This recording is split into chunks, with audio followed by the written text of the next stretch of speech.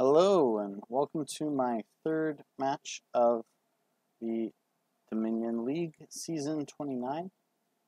This match is against tufftaeh, who's from Germany. And yeah, so we're talking about my recording I'll be making here. Let me make sure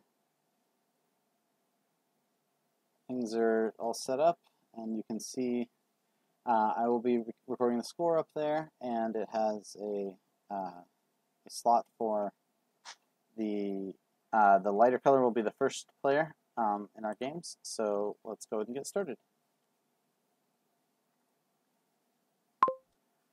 So indeed it's the other way, so I'm going to switch it up. My opponent tufftaeh will be going first for the first game, and I will be going first in the even numbered games. Let's see our opening splits, and let's take a look at the kingdom. I have 3-4. I see Dominate. I see Storyteller Treasure Trove as being quite strong. You can do some developing. Oh, it's a colony game with Dominate. Okay, so we have the full range of greening options. Lost City is some additional draw. Night Watchman can top deck your Storyteller each turn if you like gain another one. I don't think there's a way to gain another one. So Banquet gains things with coppers, which are okay. So we're going to want the Night Watchman, and we're going to want to have a way to have an extra Storyteller in our hand. But I don't see a way besides developing at the end of a turn.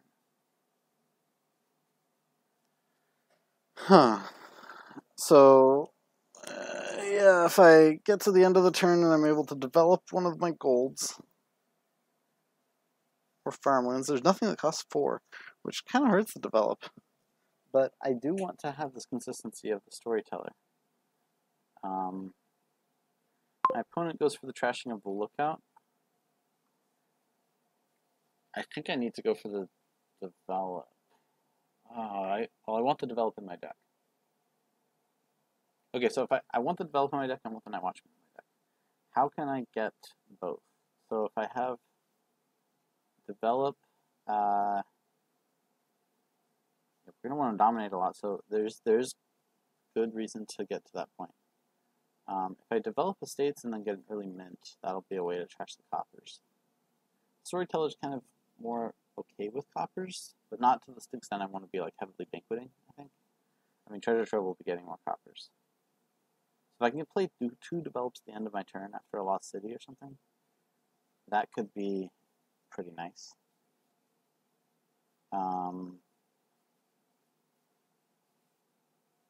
So if I'm able to open Develop Night Watchman, then I can top deck. I will have these 6 cards. I can discard an estate. I can top deck Develop Estate.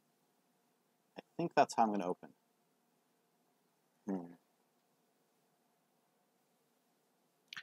So mine is actually also pretty reasonable for getting up to platinum.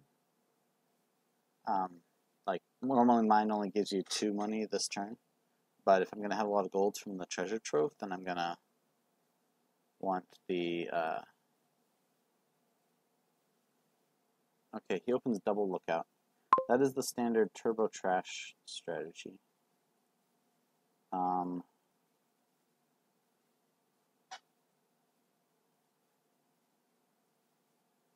I'm going to be fine with basically just trashing these estates to silvers, and I probably do want 1 Lookout.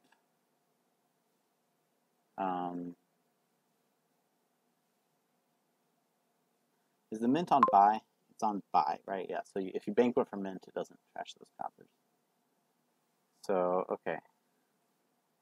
My opponent gets a silver. So, this will be my first silver. And the question is, do I want the Lookout? It'll stop me from hitting 5 too much. I can also banquet for Storyteller at this point, but I have a lot of coppers then. so let's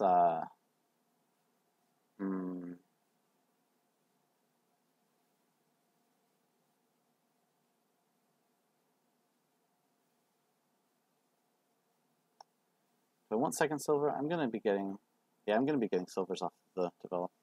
Okay, sweet. This will be either my treasure trove or my storyteller. I could also make up my mint and eventually develop the mint or mint nice things. Oh, there's the mine and the mint. That's a classic one people get confused about. I think this needs to be, let's see, my opponent gained a silver. This could be my lost city too. The storyteller is going to be pretty key.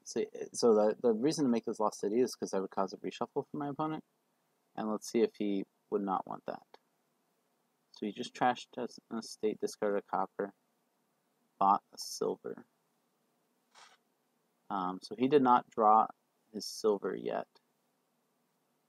So it's in his hand, his first silver. Then again, he probably also has his lookout in his hand, so he's going to cause a shuffle anyway. Yeah, I'm not going to worry about that then. I'm going to get the storyteller. Storyteller or treasure trove? Yeah, storyteller. Okay, this will be decent. I will first look out, of course. Yeah, so the reason you might be able to get the lookout is if you can get a mega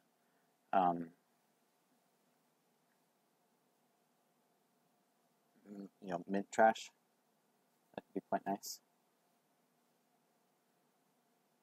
So yes, indeed, my opponent caused the reshuffle for himself. He has trashed his last estate. I will trash my second to last estate here. And he does hit 5, so he hits a mine. It's an interesting choice. Alright, so 3 coppers, yep. And now I develop the estate into a silver. And I play the Night Watchman, and I find that means I want to discard all of these, so I will definitely have my storyteller in hand. Sweet. Okay, so how many cards do I have in my deck? Lookout, Develop, Night Watchman, the 4 cards I discarded, and the 1 copper that was still in my hand. Lookout, Develop, Night Watchman, 7, and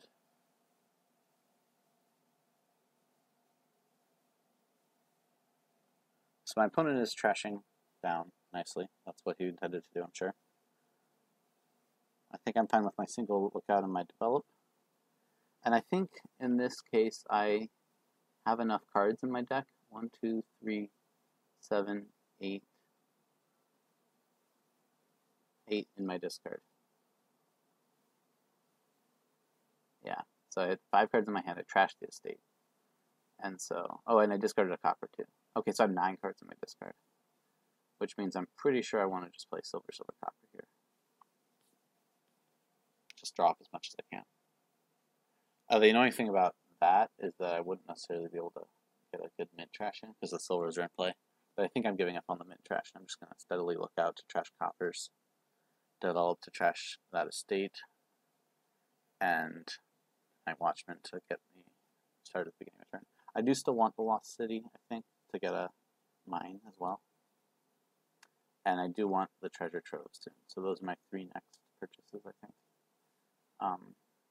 He mint trashes with getting rid of a silver. And now he has those lookouts, which are not doing much economically. Let's draw up. Let's look out. Those are coppers, right? I'm pretty sure. Yeah. Sweet, got rid of that copper. We will get to develop this into a silver. And is it time to banquet?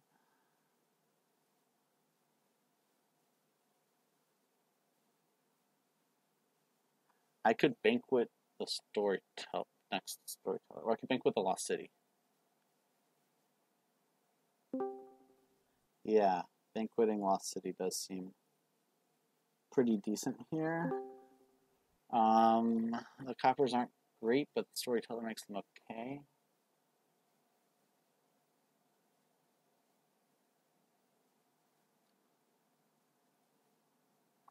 because I don't really want to buy another silver, I think I'm okay making this a banquet, because my lookout and develop will each trash coppers for the next turn. And I want it to be a lost city. And the Night Watchman to top deck lost city and silver.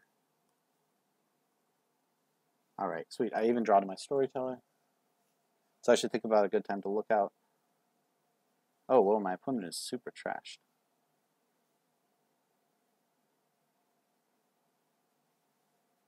That lost city game didn't really end up helping too much. Well, okay, trashes one of his lookouts. That's what you should be doing. And he's going to mine his way up. We'll see if he gets a treasure trove here. He doesn't get a treasure trove. Okay, so he's thinking, and he does lost city, so I get to draw even more. I'm going to do the lost city first. And now, okay, that's all my draw.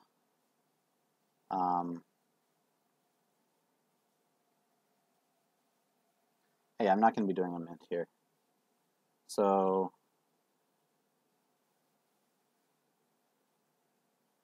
I think I want to hope a copper's on bottom. Well, okay, what's still in there? There's still my Night Watchman, my develop, and a bunch of coppers, right? That's, yeah, I even banqueted, so I have a lot of coppers. So let's play the lookout first. Trash that, discard copper. Okay, so now if I play the silver, silver, copper, I draw everything.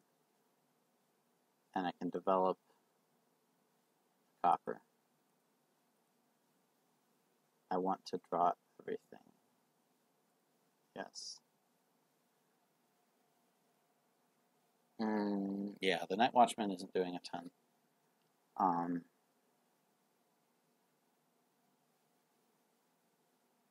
I wonder if this is when I want the mine. Okay, so I'm clearly developing copper. And now I'm going to, because the mine can gain me a treasure trove mid-turn. I'm just hoping that I can then gain some storytellers soon. Because I really want to get the storyteller going with the top deck. Yeah, I need the mine so I can get the treasure trove and gain the gold. So let's get the mine. And then let's not even play the Night Watchman. I don't want to top deck the mine. Okay, sweet. I drew my storyteller. One fewer silver to play with it. So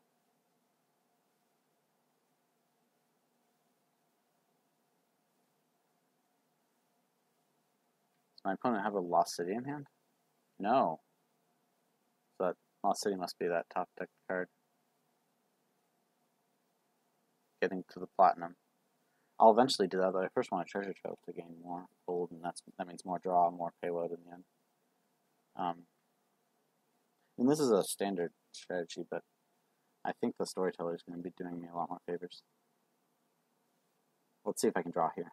That's not guaranteed at all. I will draw 5 cards with the storyteller. There's the lookout. I can possibly trash a copper.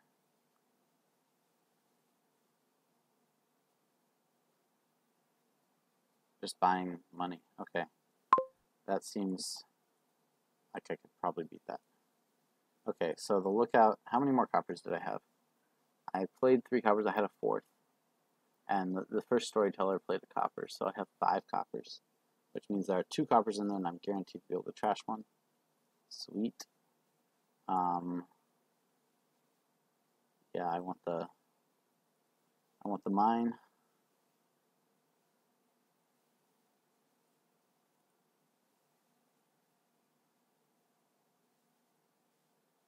Ooh, this is tough. Since I had to discard that silver.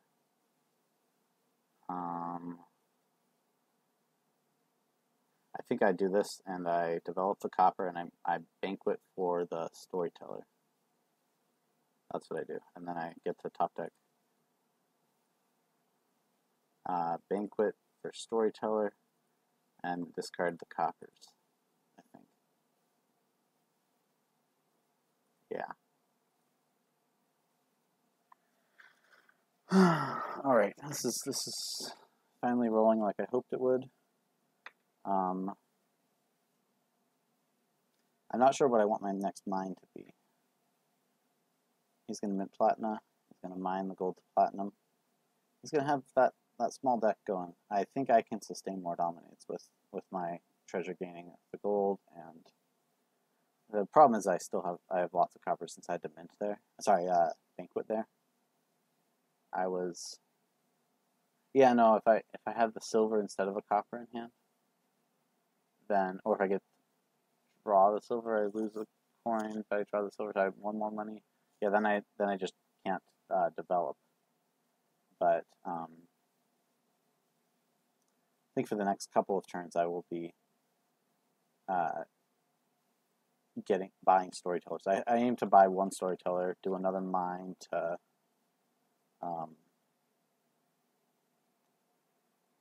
yeah, so he gets the second platinum. I mean, again, there's the potential to build really big here with dominate, and nothing against gaining platinum. That's very strong.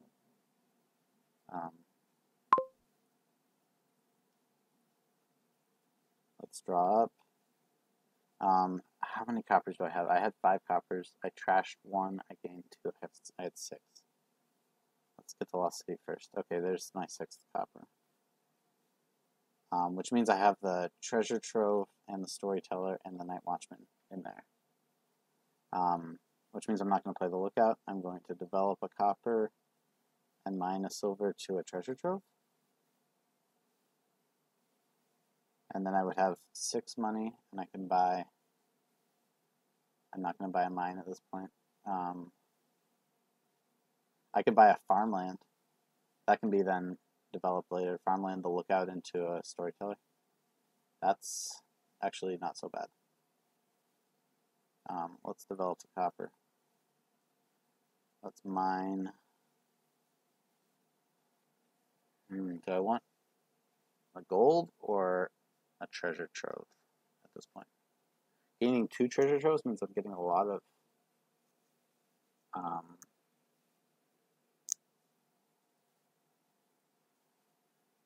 yeah, I can do the gain mid-turn with the storyteller. So let's just get a gold, I think.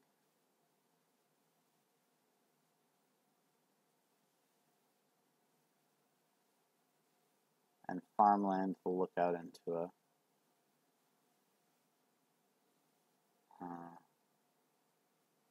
the develop as a copper treasure is not most amazing. I'm gaining a copper every time I play a treasure trove. I'm gaining a gold too.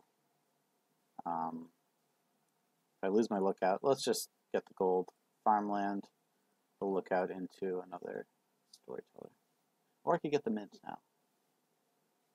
Oh, let's get more storytellers. Okay, this is a decent draw. That gold is nice, for sure.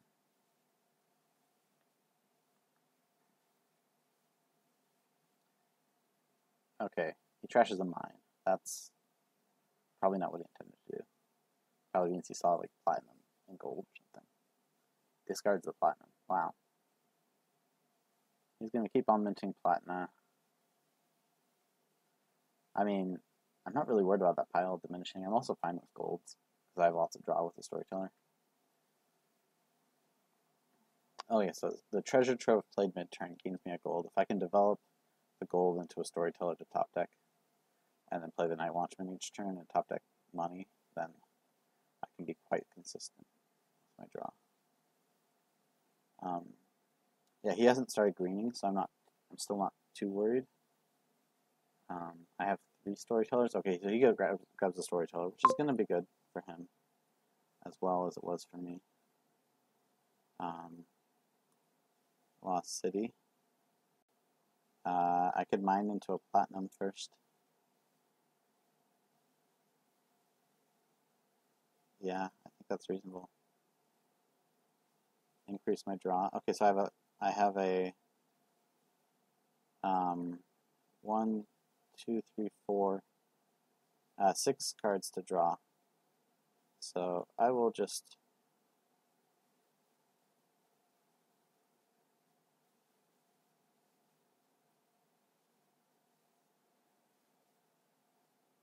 Okay, I did have a silver in there. That gives me some flexibility.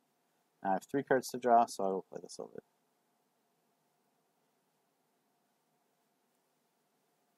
Okay, so now I develop the farmland.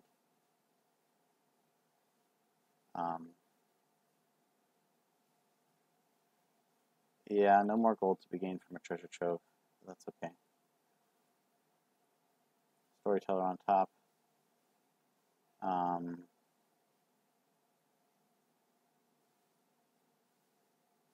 at 12 already.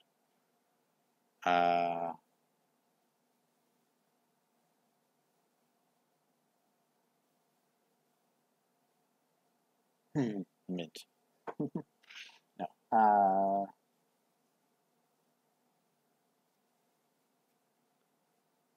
Yeah, so another lost city is actually decent for me.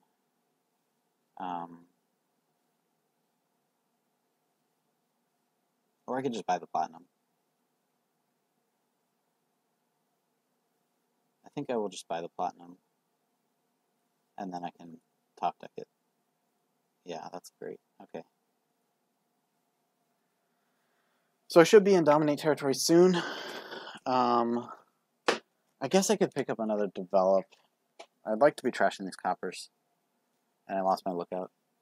Not that it was going to be too reliable for long.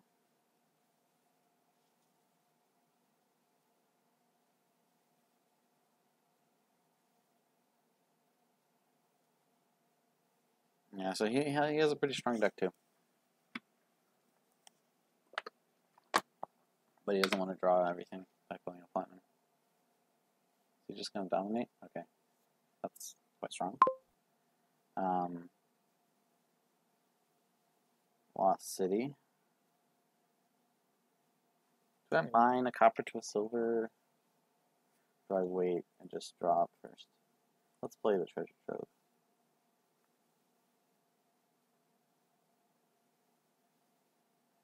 Sure, I'll play it. Okay. I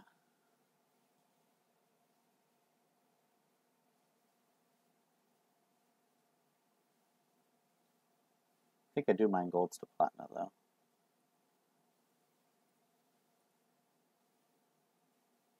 And I'll just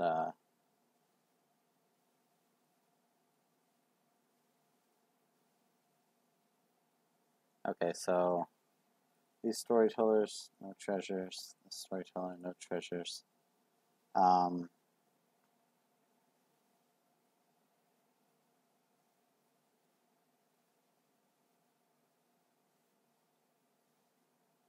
pretty consistent, but one turn of not having a storyteller in hand would be pretty deadly, especially since I still have so many coppers.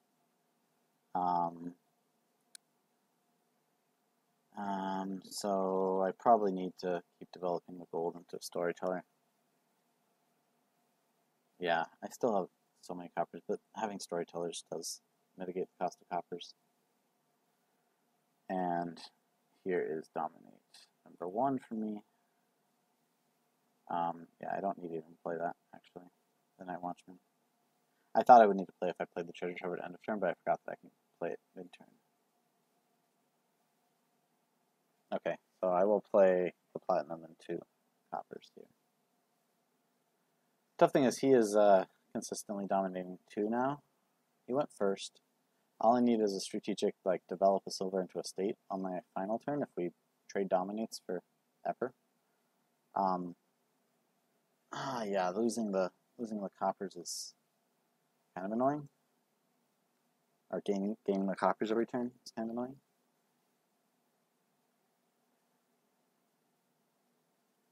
Oh, I can also develop the Night Watchman. He's going to mint platinum. There's 3 platinum left in the pile. That's interesting. Yeah, so he's quite consistent too. But if he doesn't have a storyteller, he might not be. I think I can take green longer. That's the advantage I claim to have at least. Do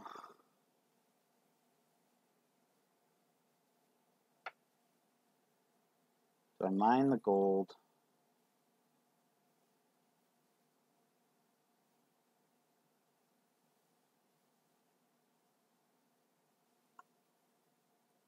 Let's see what I have. Okay, so if I play Storyteller, Treasure Trove.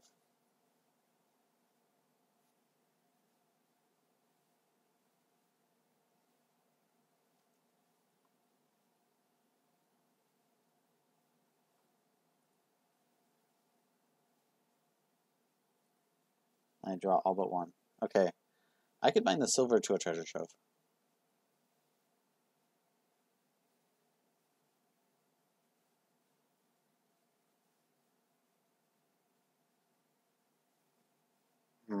What's the best way to be consistent here? These coppers are not so great. If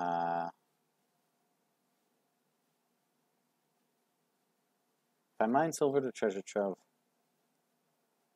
then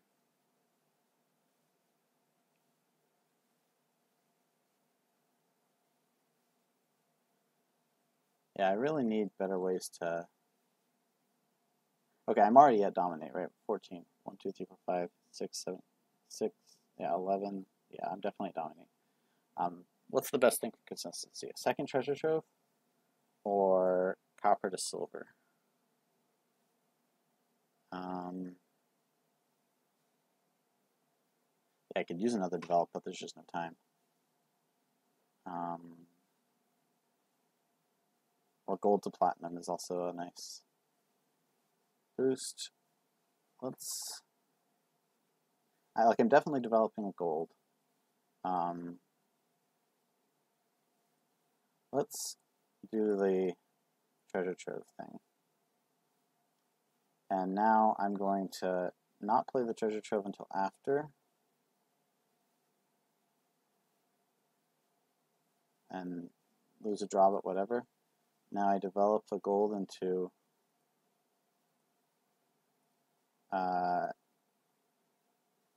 Storyteller. And play treasure trove. Dominate, and now I can actually use my Night Watchman. And discard the province and the copper. Okay, oh, you can develop platinum into province. That's how I could get 2 of them. That's something I will have to consider. Okay, but this is looking good so far. He doesn't have a develop, so he doesn't have the option to develop platinum to province. Is there any cool way where he could get 2 provinces? That's what I need to figure out. He's just going to get platinum. So if he dominates here and then I dominate, there's no way, I think, with his deck that he can get 2 provinces. Right? He has the mint, he has the mine, he has the storyteller.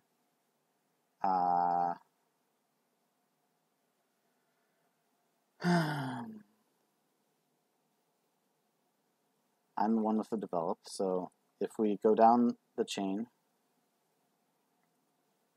okay, I'm clearly playing as many coppers as I can. And coppers do make the storyteller not a concern.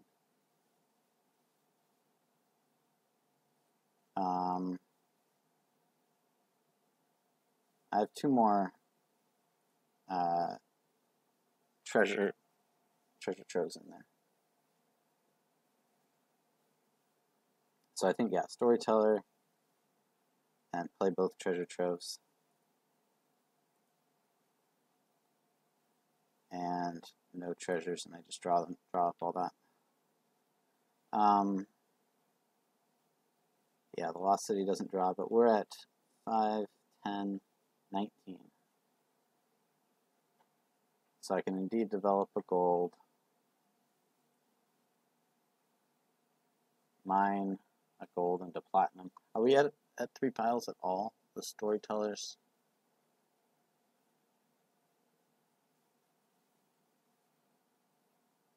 Storytellers, platina.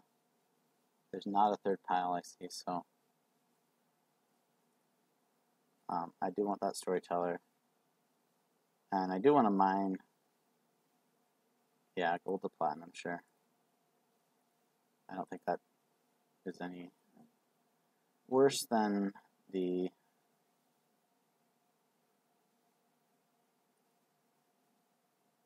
Oh, I could have top decked a gold with the storyteller. Okay, 2 platinum. I'm set. So, how many platinum do I have? That's what I got to figure out. I played 2 platinum. How many platinum? I played a platinum. Played a platinum. 1, 2, 3, 4. 4 platinum. So I can play 3 of them without any consequences. Is that still his only storyteller? The platinum pile's gone.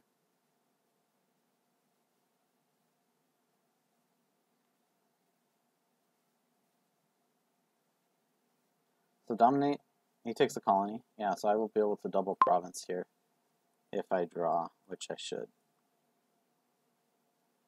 Lost city.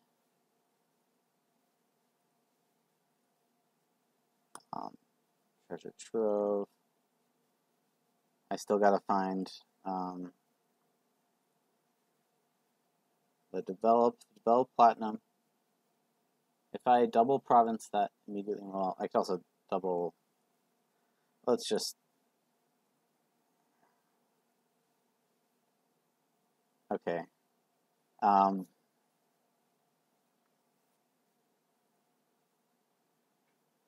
Alright, so it's develop platinum, and then just buy province, that also wins, but I guess the cool thing is to mine just to get more money. Develop platinum in the province, and dominate. Alright, end turn. So we won the first one.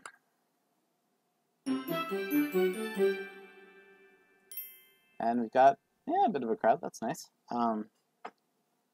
Anyone listening on Discord? A few people. Okay, the scores, I need to update that. I won the first one. Okay. And that was my opponent's start, so he will edit the table. Hopefully he's the host, so.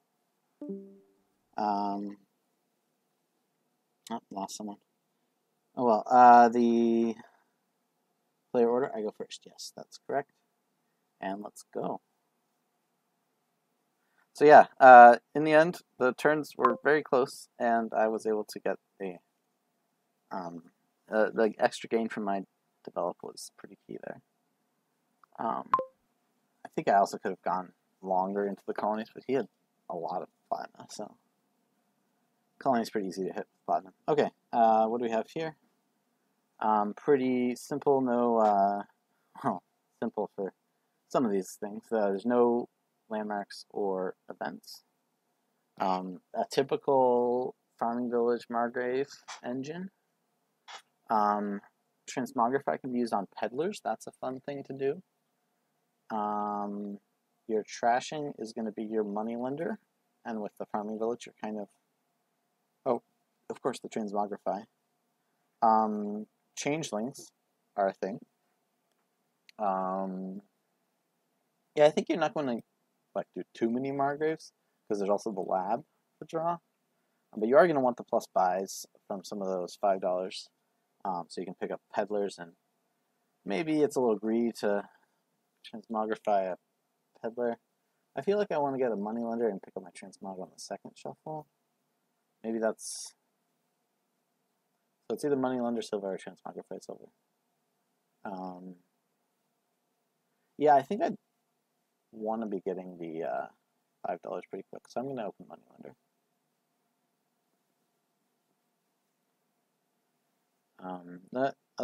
Do I get a farming village before a Margrave? I want that Margrave attack and the plus buy, but the fact that we can draw moneylender dead is unfortunate. Okay, my opponent follows with moneylender and silver. Okay, this will be a transmogrify. I think we're early enough. I don't want the village. Okay, this is a 5. That's nice. What do I want my first 5 to be? I don't think I want it to be the Margrave. I think I want it to be the lab. Okay. Similar plays from my opponent.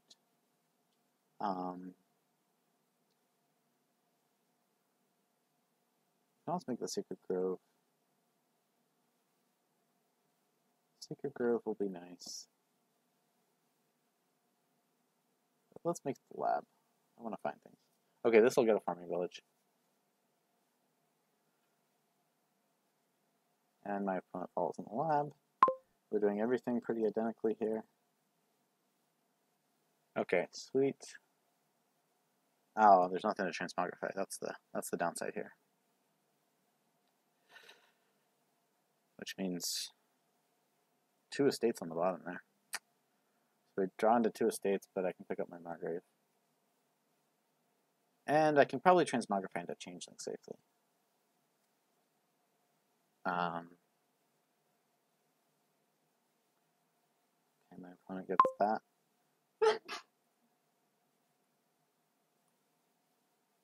Okay. Yeah, so a Changeling here is a farming village. But a silver is an additional chance of a 5. What could I draw with the farming village? I will draw at least a copper.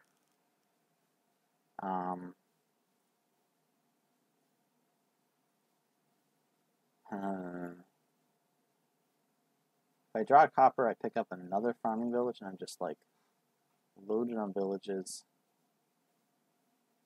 Let's take our chances. Why would I exchange Changeling for Changeling? Sweet. That is the ideal draw. Because now this Changeling can be, well, or I can buy a Margrave. I can. I'm not at the point. Peddler is 2. I'm not at the point where it's free. But I think, do I want another Margrave, or do I want...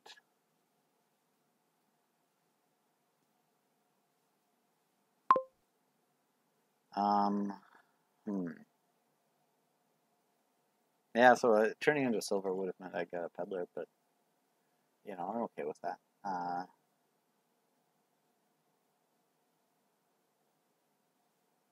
think I just want a lab and change it for a farming village.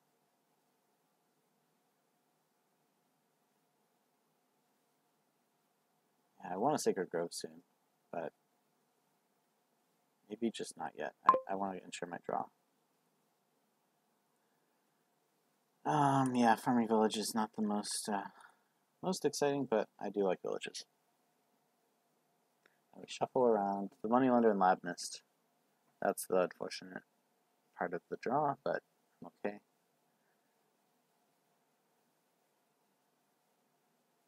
Okay, my opponent transmogs, but he's like, a Changeling is probably not going to be in the works for him. So he gets his second silver. I would like to limit the silvers. And he buys a farming village, okay. If I draw to my... Okay, that's decent. I still get a 5 here. And I think this will be a Sacred Grove. Yeah, let's do that. Farming village Margrave in hand, that's great. He probably has the same. And a lab, so... Did he play a farming village last turn? He did not. That doesn't necessarily mean he didn't have it. He probably did. Oh, his farming village skips his estate. That's nice. Okay, I skip all the money and the non-actions. Okay, so he gets his 4th action played, so peddlers are free for him. But he also has 8. He got his transmog on the mat. Oh, I have a transmog to worry about. I think I will not worry about the transmog, and I'll wait till I have a worse hand to transmog. Yeah, because I don't want to discard any of these, really. Oh, well, I guess I could discard the lab. I'll draw around to it.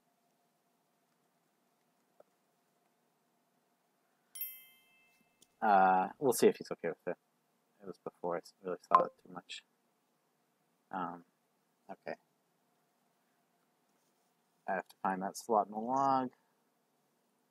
Yeah, I forgot about the transmog.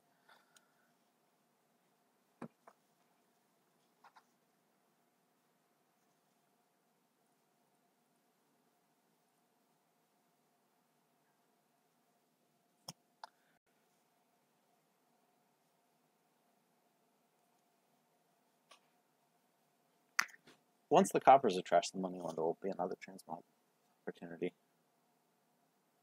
But here I will get a Changeling. It's kind of presuming a draw, but that's maybe problematic. I have that extra lab. He gets second Margrave. Okay, yeah. Let's get changeling. Primary village, Margrave. And do I play the Sacred Grove or the Moneylender? I think I play the Sacred Grove and hope for Will-O-Wisp. That's fine. Ah, he gets it too. Yeah, of course.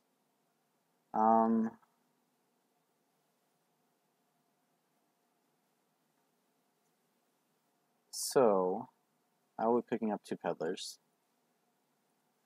And what am I going to get for my 5? I've got the villages since I'm drawing pretty well. The farming village to action ratio. I have 2 farming villages. I have 1 Margrave, 1 Moneylender, 1 Sacred Grove. So if I pick up another Margrave, another farming village, yeah, I still can't change on into things worth anything, but you know I can get a farming village. Yeah, okay. So the other nice thing is I have stuff to discard here, and I have 2 labs in here, so I will draw around for sure. Yeah, I think a double Margrave play is fine. But I don't want to go beyond that. So I have 3 farming villages, and I have 2 Margraves, Sacred Grove, Moneylender, and I have the labs. I've trashed 2 of my estates, getting changelings with both of them, so I still only have the 1 silver. So he finds Peddler, yeah. If he doesn't Margrave me, okay, he finds a Margrave.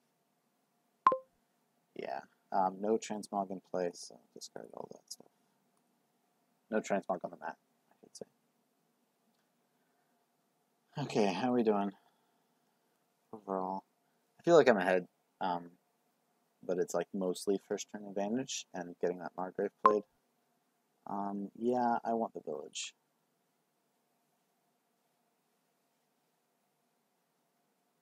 This is a good turn. I have the Sacred Grove on him, which is going to be nice, I think. It's mostly like a 4th buy, which lets me pick up more peddlers. But he's set here with, if he gets a farming village Sacred Grove peddler or something, that's a pretty comparable situation. Oh, he's already getting a province and 2 peddlers. Intriguing. So he sees the transmogrify options here. Let's draw up. Farming village. Probably have something. No, I don't. Okay, well. Oh well. Wisp doesn't draw. If I get to my other Margrave, I will draw. I think that's an early green. I am not very excited about that green.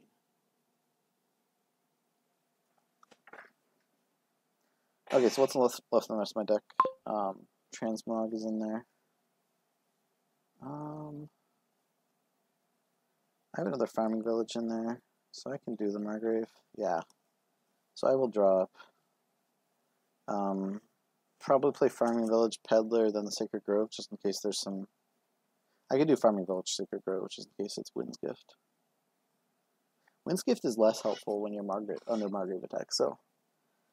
I didn't think through each of the boons with the Sacred Grove and whether they're good for me or him or how does that balance out. But I think they're going to be pretty good for me and decently good for him. Not amazing, but we'll see. He has a discard decision to make here. Does he have a transmog on the mat? He does. So he's probably thinking about the transmog peddler options. The tough thing is when you have these 3-card hands, transmog becomes less exciting. Mountain's Gift. Oh, that's not exciting at all. Oh, I can get a changeling instead. I'm not going to be able to draw it though, unfortunately. He's going to get the silver to a changeling.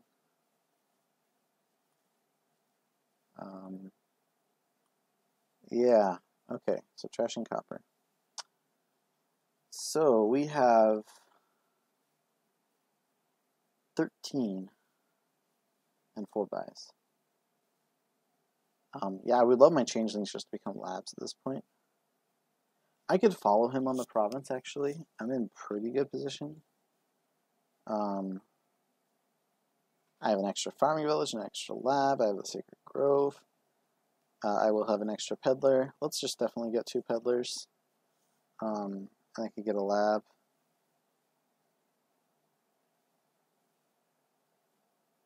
And a province. Alright. Oh, that's sucky. Well, hopefully his Margrave's find me. Man. At least I can transmog. I could transmog Changeling into... I could transmog Sacred Grove into Lab just to make sure I draw. Okay, so he's doing the transmog peddler to province thing. His Whiff's top decks province. And his Margrave is dead. Okay, so I have that transmog. If I transmog province to province, that's just kind of cycling. Yeah, clearly discarding the state changeling province, I think. Or am I just going to transmog peddler to province for myself as well? And then play the Sacred Grove.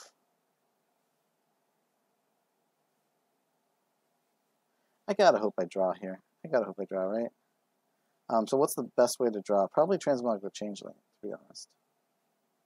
That extra estate is kind of nice. He has 2 of them, so probably transmog this to a farming village. As annoying as it is.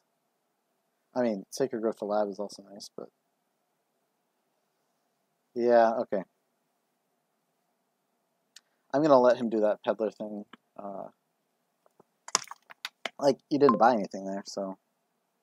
But yeah, I really need a farming village here. Okay, sweet. Found a Margrave.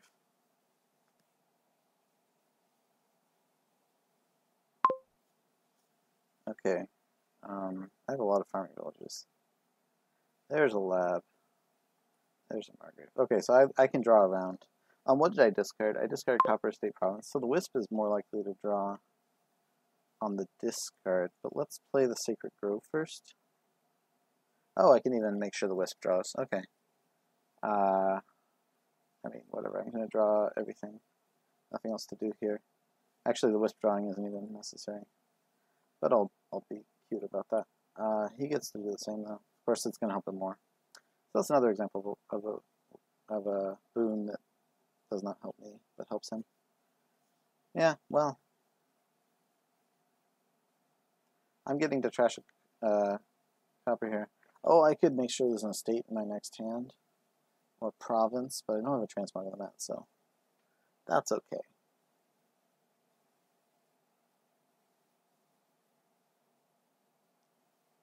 Yeah, this is probably gonna get him out of this turn. So did I absolutely need to do that changeling thing? Yeah, I only saw 1 copper before Margrave and I needed a farming village. Yeah, so that was key this turn. So in the end, I'm going to get like a bunch of buys and be able to get more peddlers. Which is always nice when you're drawing a deck. I'm going to have these 4 buys again. I'm going to buy province. He doesn't have a transmog of the mat, so that peddler thing isn't going to happen all that much. Just that one time, and he didn't really do much with that turn. Besides save me, actually, that Margrave was nice. Okay, discarding Money Lender. Well, let me be cute about that and not play the last lab. Okay, so I'm almost at double. And I will be at double if I get all those peddlers.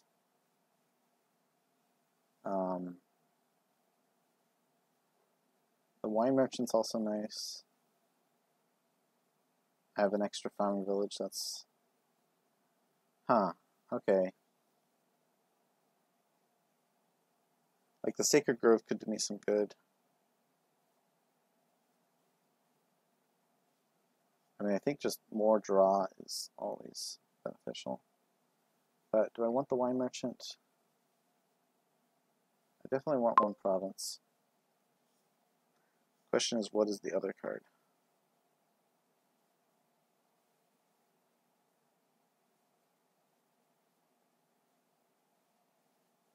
My draw is pretty good. Wine merchant is just I don't have my transmog on that, right? Because I had to use it to save the turn.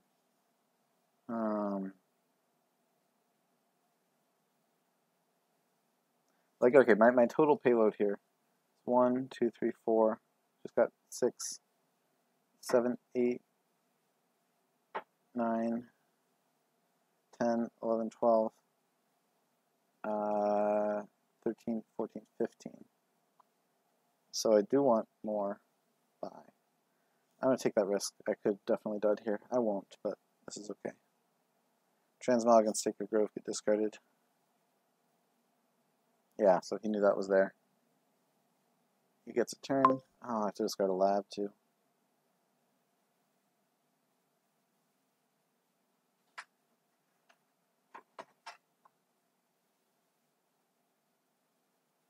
He does not have a transmog on the map. Wisp doesn't draw a peddler.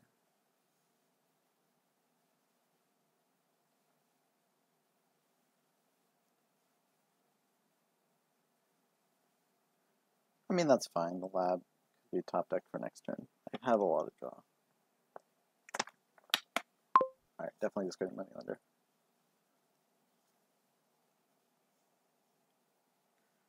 How are the gardens at, actually? This is something to think about while I wait. So I've discarded 4 cards here. So this is 7, I have 26.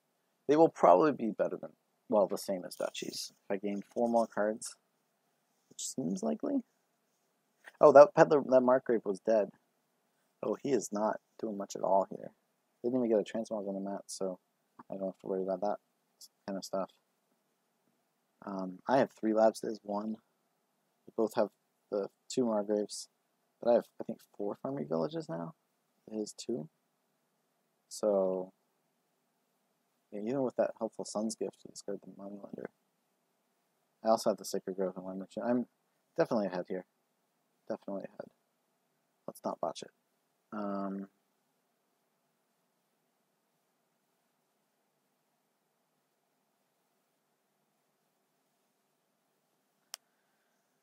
Alright, so what am I going to try to do on my turn? So given that he's not provincing, and he doesn't have a transmog on the map, I will probably try to double, and we'll see what boon I get to do. Possibly more. And I will have the transmog on the map if I draw around to it, which I probably should. So when to play this farming village to try to skip my green? I don't really know. It's a random guess. I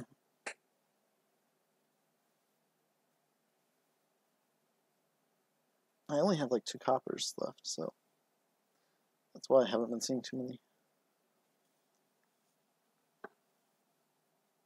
Yeah, so like if the farming village found copper instead, oh no, that still doesn't want the wisp draw. The only way to make a wisp draw is Sun's Gift, and that already happened. Like guarantee wisp draw. Given that I've just discarded a bunch of lab, transmog, Sacred Grove, none of those are drawing. So I definitely want to play the wisp before the shuffle. All these little marginal things. So he gets in on the Sacred Groves, and probably picks up Peddler as well. How are we on piles? Any relevant piles we could empty?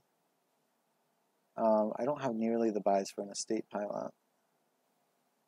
Okay, he gets to change things for, I would hope, farming village for himself. That's what I would do in his position. He definitely has been action limited. Yeah. Okay, so piles aren't really going to happen. Yeah, Peddler, I've got a lot of those. Let's get the Margaret played. Keep drawing.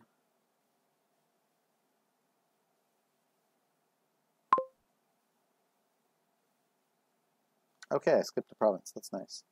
I'll play the wisp, like I said. Nope.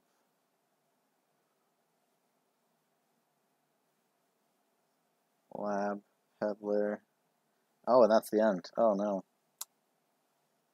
Well, I get to 13, which is really like 11. Because I'd like to keep the wine merchant. And so given that he did it, I didn't get my transmog down, unfortunately. Which means I have some good draw cards, probably more labs. Yeah, so I'd probably just go more labs here. If I pile farming villages, I'm kind of denying his ability to draw, but yeah, not getting around, that's annoying. But now I have like 5 labs. Yes, discard wine merchant.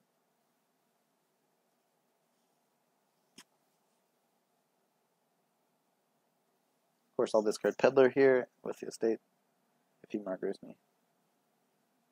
We did get a Margrave attack on him. That's nice. Yeah, so I guess these were the last 4 cards in my deck. Peddler, Margrave, Lab, Farm Village. Quite a lot of draw there. I would have been able to draw around if I just get like 1 more card through the shuffle. Oh well. At least we have even more draw this turn. And he didn't really do much of anything on his turn, besides get his Sacred Grove.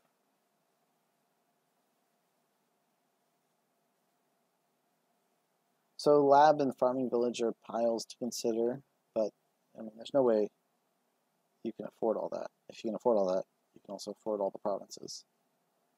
So there's no gainers on Sacred Grove for 5s. Oh, he duds, really duds. Okay. Does he even have a transmog on the mat now? No, he doesn't. So he's playing... Oh, sweet. That's a province I don't have to draw now. And I didn't get my... Right, it was in the shop. It was in the discard from the Margrave attack. Maybe he was... Well, no. He held on to silver 2 coppers. If I have 2 coppers left, I've trashed 5 of my coppers. He's trashed 4 of his. So that's pretty similar, actually. He did trash a Peddler. That's just payload.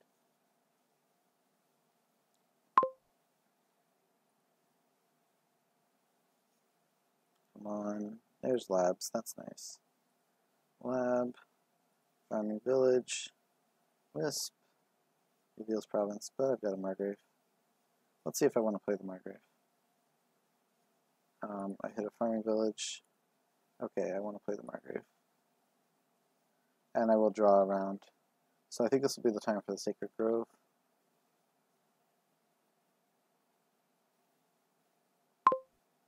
Let's see what we get. Forest Gift. Nice. He doesn't get anything on that. Lab. Peddler. Okay, I guaranteed my draw. Transmog, and I did count my actions appropriately. Okay, so we're up to double. And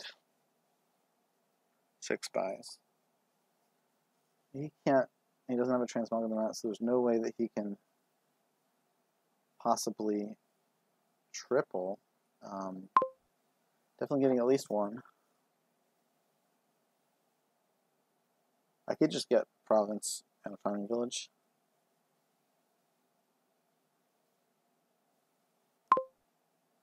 I think it's impossible for him to hit double.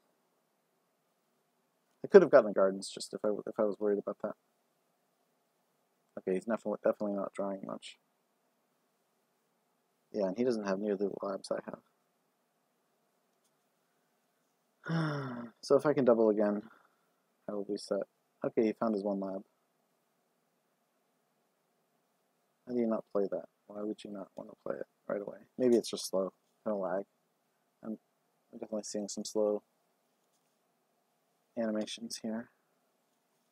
Okay, so do I keep around the province and discard the Peddler? I think I do. Well, then I have to discard the farming village.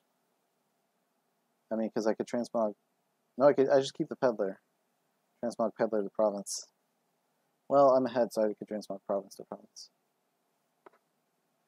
I'm a little worried if I discard my farming village. I did get an extra one that turn.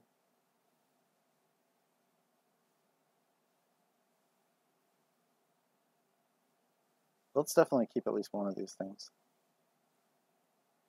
Let's make it that. If he buys a province, then I can follow. We'll see if he can even buy a province, though. It's not a very big hand. If he doesn't, I will definitely follow the transmog on the province.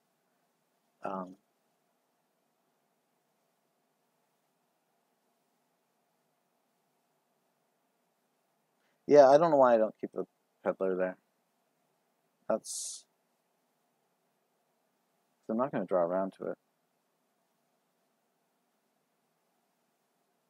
Okay. Yeah, that was probably dumb. I should have kept the peddler.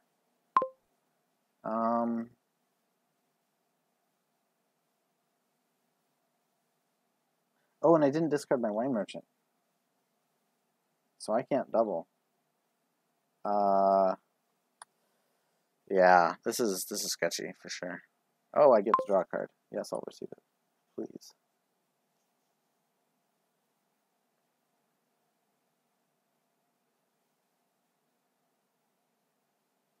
If he's in the position I think he is, I think he needs to take double duchy. I will transmog province and hope to draw to a province. If I don't, I draw to a duchy. I'm up a duchy and a province, and he's got a transmog on the mat. Yeah, the wine merchant. That was dumb. That was dumb. I should have just bought. I didn't think about it. I had that force gift. Yeah, I had the extra farming village now. But I don't need double if I can do the transmog, which I will. Yeah, I really should just keep the peddler. Why would I not keep the peddler? That was dumb. Oh well, I think I can survive that mistake. But it'll depend on what I draw with these labs. I could draw like a lot of green. I discarded my estate. I have 4 provinces in an estate. So I could draw 3 provinces in like money lender or something. Definitely that'd be quite sad. Too bad I couldn't discard silver instead of the lab.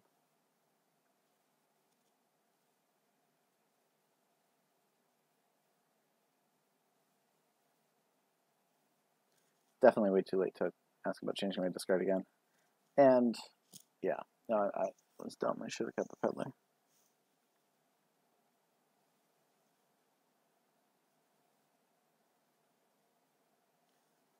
Thing is, what is left in his deck? Those are 3 farming villages. I have the other 5. Those are both his Margraves and his only lab. So he doesn't have a very good deck coming out. So if I dud, he probably also duds. He doesn't have a Sacred Grove in there. He has like probably some peddlers. A peddler or 2. So he could draw around if I dud. That's definitely possible.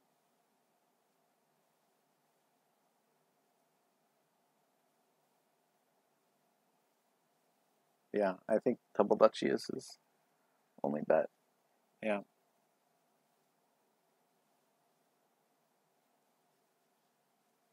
Alright, now I call transmog. Do the dumb thing, which I should have been a peddler. And then hopefully draw.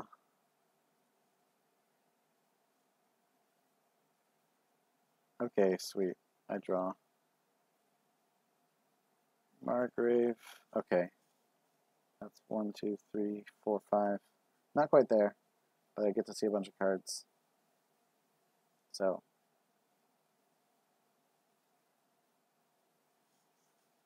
If I had win in hand, I would say it here just to make him not fret about it.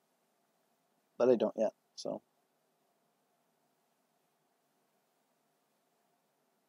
He should assume I don't, because he otherwise has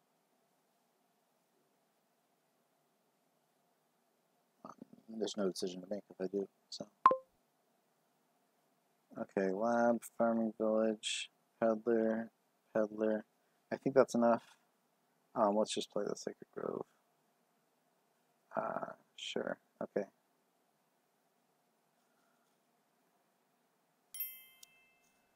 So he can make his decision quick. I'm not going to Margrave him anymore.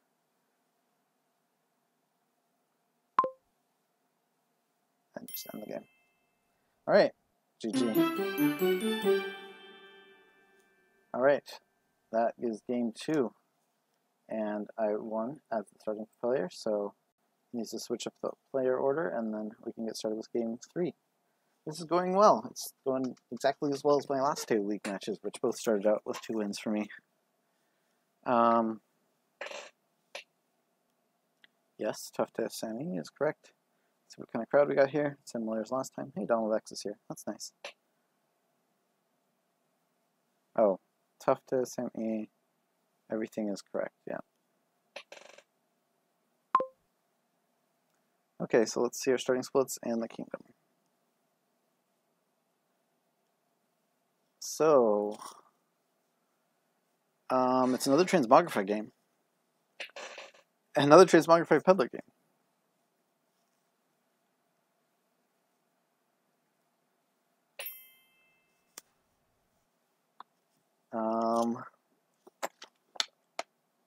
Can you do any crazy procession things?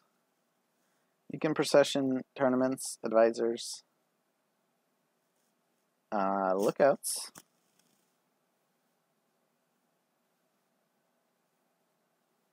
Yeah, only a few.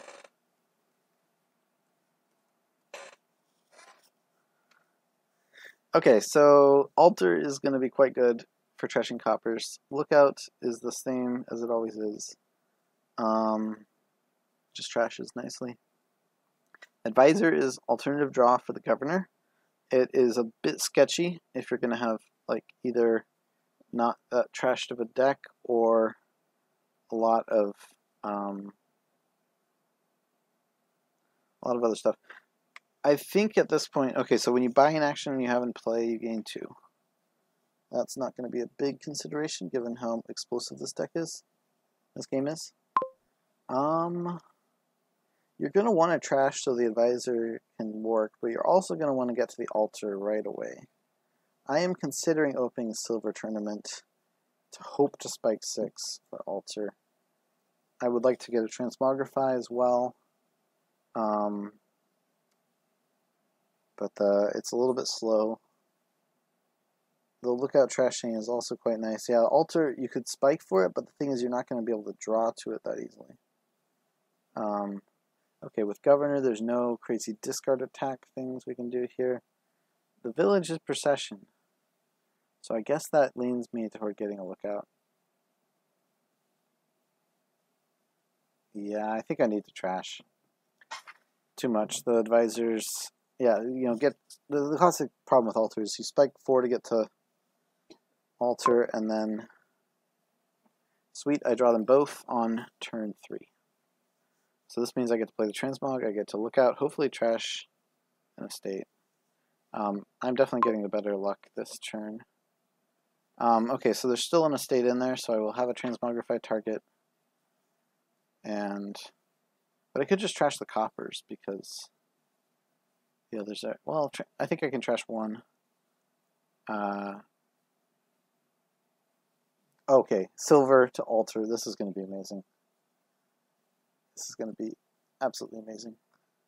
I should have thought through that, but I mean, it just changes whether you trash a state or the decision there was whether I trash the estate or the copper. The reason I trash the copper is that Transmogrify is better for trashing estates. But now that I have the altar, I am not going to be concerned at all. Artisan is another consideration here. He has the misfortune of having, he probably had 2 estates, 2 coppers in his last hand. So he has 1 estate here, but either the lookout missed, in which case he can get an altar, or the lookout doesn't miss, in which case he only has 5 here. So, yeah. I'm quite happy about getting altar. Like, this is going to be a classic get a ton of governors game.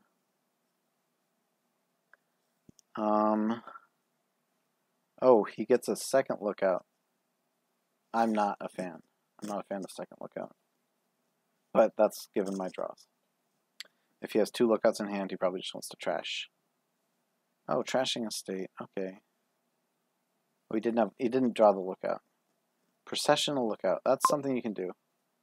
And I get the altar. Okay, so I can put the transmog on the mat and buy a governor.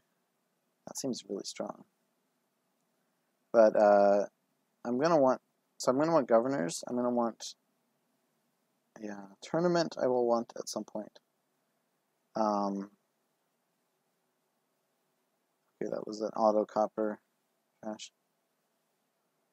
I think I want governors just for the option to do the draw thing and pick up more and play my altar more frequently. That's governor is a really nice draw. Okay, so here I didn't get to my lookout.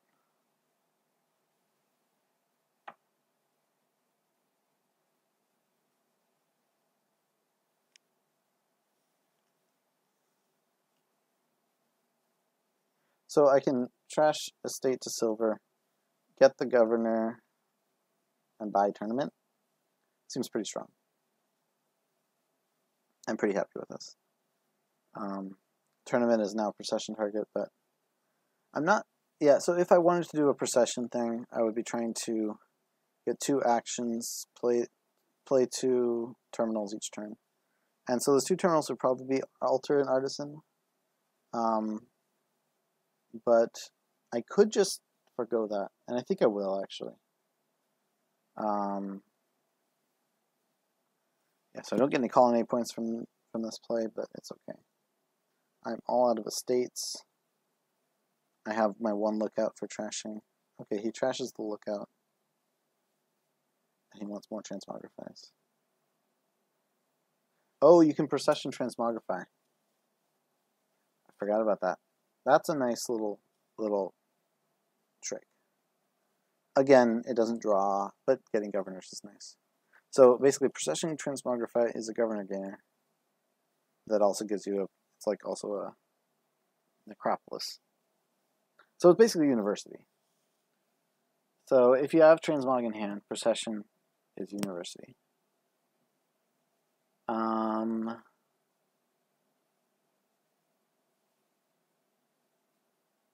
mean, I will call transmog. I'll have like it's pretty cool, but the altar is also plenty fine for gaining governors. Oh no. So my key here is I need to get to governors and get a followers. That's gonna be key here. Altar, get governor, and tournament. So okay, that's a little unfortunate. I probably am safe to play this lookout. I could be super sad if I hit governor. Tournament. But okay, $1 is not that much worse than $2 or $3 here, so. The question is if I want to get another transmogrify, or if I just want to get a ton of governors and get to, province on my next turn. Let's see, how much money do I actually have in the deck? That's another consideration. So, I have the tournament. That'll give me 1 money until he gets a province and has it in hand. I have the 2 silvers now. And how many coppers have I trashed? There's been 2 coppers trashed, and I think he's trashed at least 1 there. He trashed 1 here. I think my lookout, the only time I played it, trashed an estate. So I haven't trashed any coppers, so I have 7 coppers and I have 2 silvers. That's plenty of money. Oh no, I've trashed a copper with the altar. That's right. Okay, so 2 silvers. Yeah, if I play my governors for draw here, which I should have on top of deck, then I can get the even just 1 governor for draw. I can probably get a province, and probably I'd love to remodel the silver to a governor as well, but we'll see if that's possible. I'll get another governor from this altered play. It's going to be the race to province and followers, because governor followers is amazing. And actually, that might just be my, okay, so I do have a need for a procession then.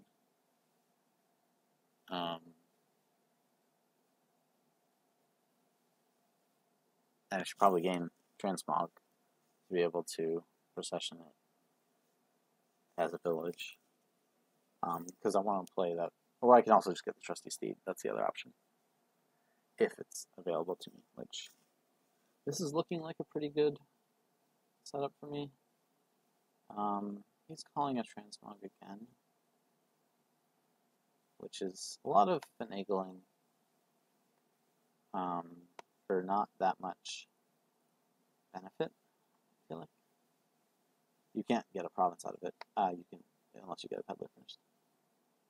Which, okay, peddler is costs action in play. So my transmog is not going to be in play, so a peddler will not be purchasable for free. Well, okay, I would need another action played as well. Okay, he's trashing his other transmog and getting governor, and he's going to try to draw and, like, do something. I don't think he can get a province.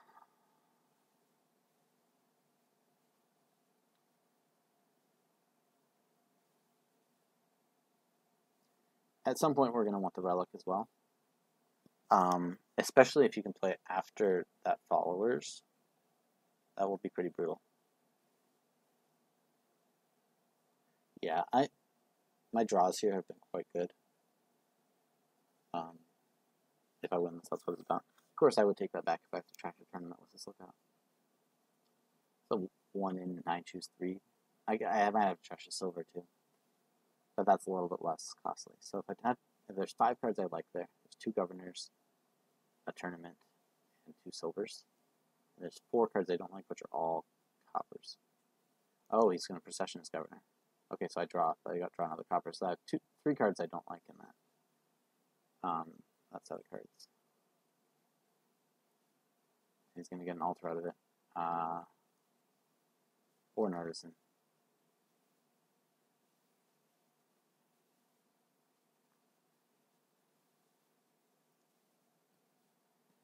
Yeah, it feels a little desperate to trash your governor like that.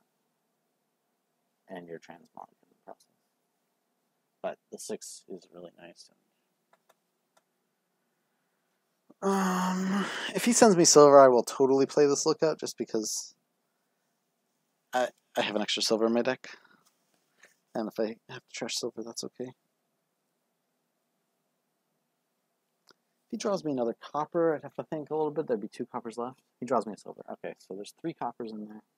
Decent chance I can play it. But then I can also even pick up another tournament here. Or I can pick up my procession. I don't know. Is it worth it to pick up the procession at this point, or is it better to pick up the tournament?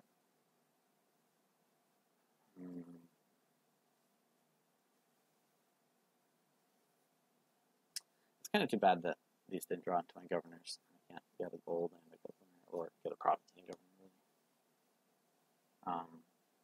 It did kind of madden in his deck, but he had to return the governor essentially. But that is quite a good play. I will admit. You want the altar at this point. I mean, drawing me those 2 cards is also not the strongest, but it's okay.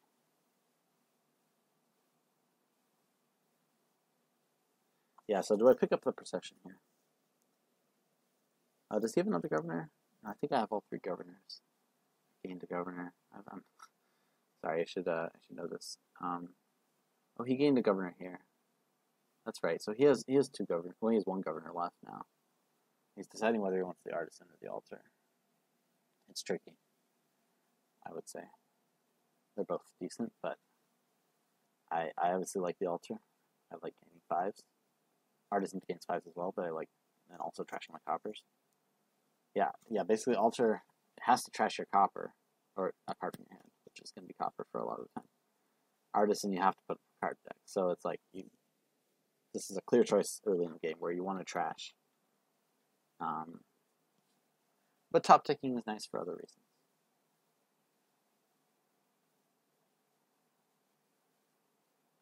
Okay, so either can he even hit province with this? He has to draw. Okay, so I get to my governor. That opens up some new possibilities.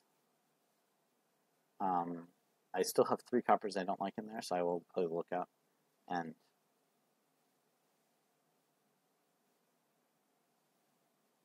So is he going to get to province here? Seems like it. I mean, he's not going to be able to play the tournament, and he only has the one governor left. I think I'll play lookout first and decide. Yeah, the discard attack is pretty huge here. Yeah, you can top deck something different.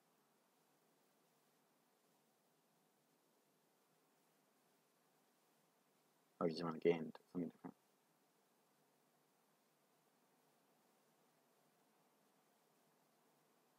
One in 6 choose 3, but I don't. Oh, he can even trash the estate then. That's nice. So you don't get to top deck something nice for next turn, but does he have 8? He does. So he gets province. So he gets that province before me. So I'm going to look out. It's sweet. I get to trash. I get to discard. Yeah, that's clear.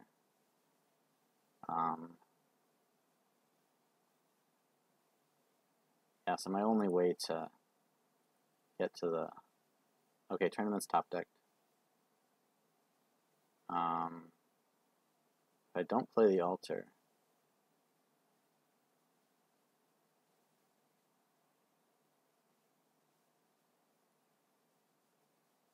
Yeah, what is it? What do I do here? Do I gain...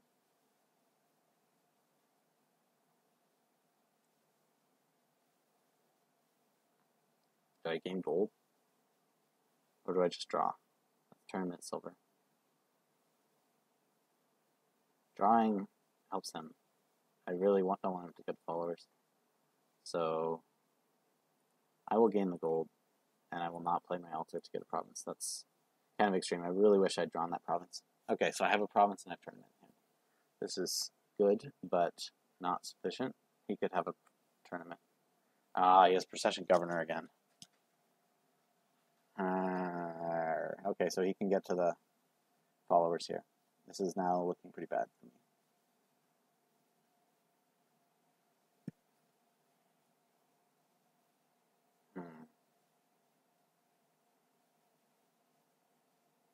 If he already has tournament province in hand, then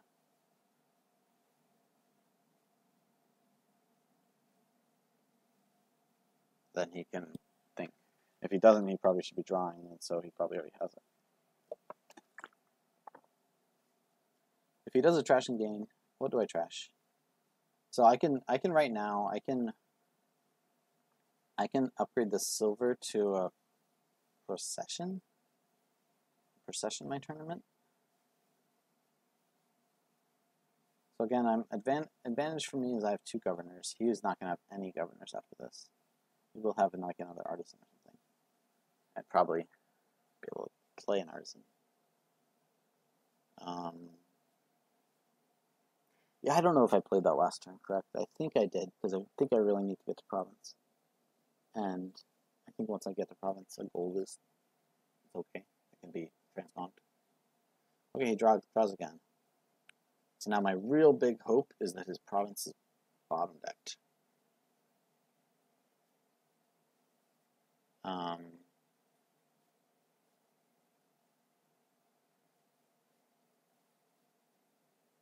We still haven't managed to get any colony points between the two of us. But of course that's not the point. The point is to get to... now he gets an altar. Point is to get to followers. He has a province, yeah. Okay, so I block, but so much for that. Okay, so now my next goal is actually to pick up as many governors as I can. Because the few governors he has cannot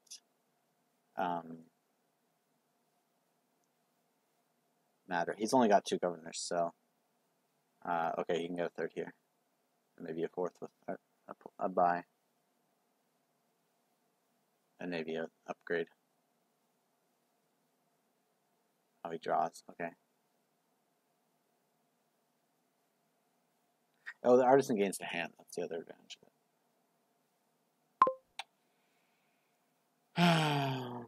Okay, so I want to keep the lookout around, I guess. Well, I want to transmog. I want the look. man. Man, getting to that followers faster than me. That was brutal. I thought the altar would be amazing. But turns out processioning governors is quite good. Turns your governor into an artisan. What am I going to keep here? I think I discard the lookout and all that. And I transmog the silver into a procession. He can't guarantee a province on top. But he can buy a second one. That's brutal. Well,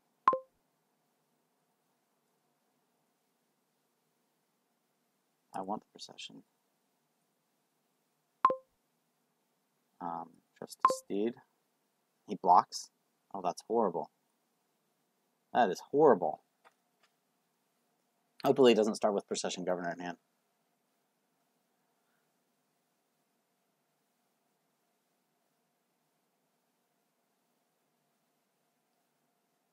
I have 3 governors. He has 1. He has a transmog. I use mine.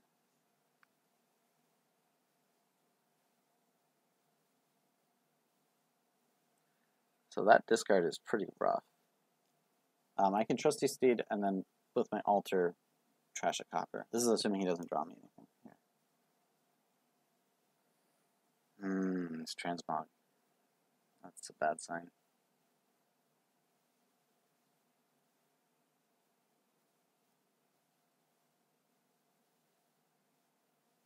So the last 2 cards are governor, altar, I think. And then I have a bunch of junk in the discard, as well as the procession and the lookout.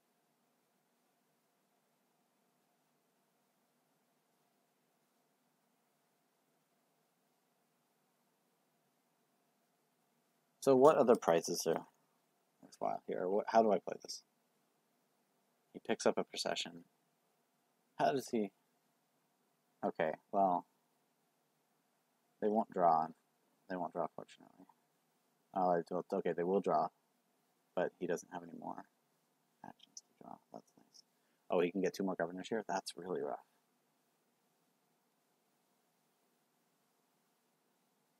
Yeah, I'm afraid he wins this one.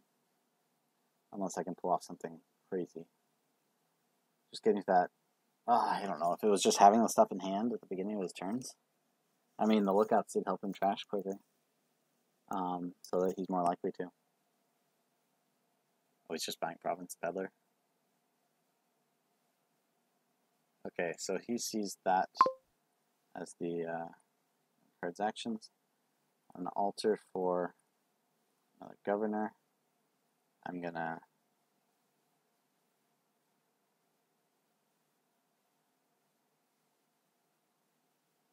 trash and gain another governor. And then I'm gonna draw.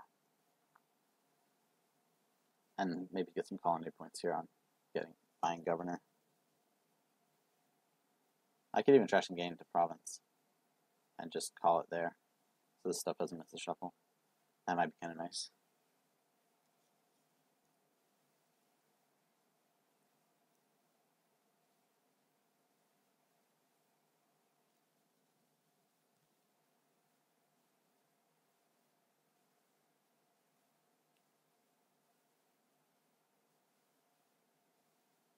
If I just gained gold, what would I buy? Oh, I could buy peddler.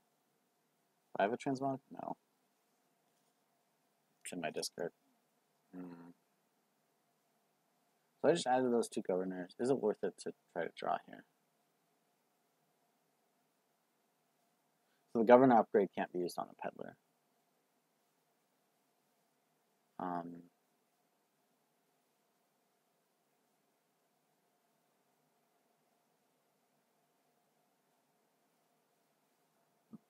Yeah, so he picked up province peddler and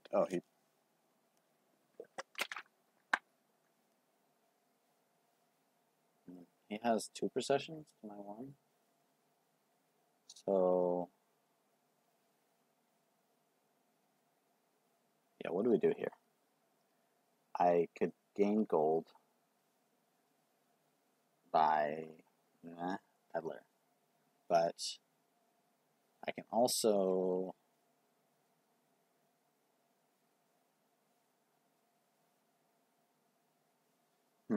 So I would like to get that last governor, especially if I can get some in play. And since I have 2 governors in the shuffle now, and he'll probably be doing like a draw me up and then discard me kind of thing, I can probably find the governors. I could probably draw here. Drawing the card is not that great, especially because he's got a bit of a fragile kickoff. Well, he has governors. I had these 2. Did I have another governor? I have at least these 4, which means he has at most 3.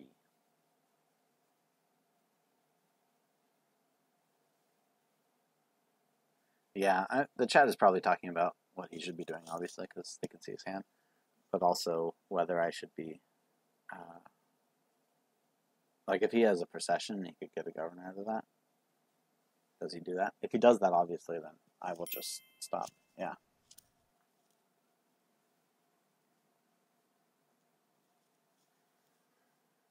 I presume he does have a tough decision.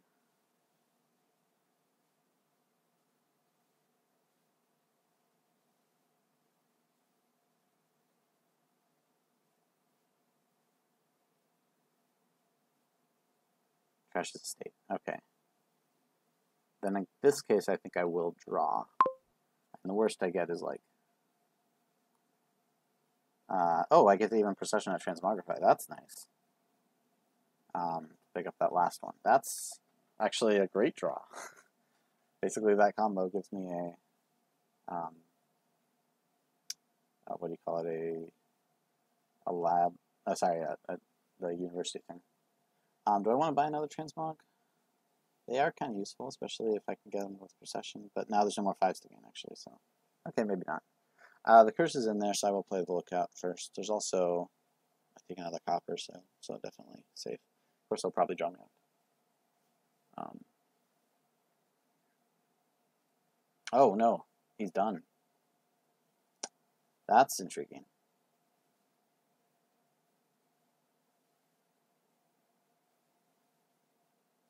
And he doesn't have any more governors to play. So I won the governor split pretty handily. Oh, maybe I should have bought a procession for the colony points there. Huh. Not really sure. Not really sure. The transmog wasn't on the map. Okay, so this... I don't think I want to transmog anything this turn, actually. Because... Okay, lookout will trash, and then... I don't know if I want to use both governors for draw, because again, I don't have...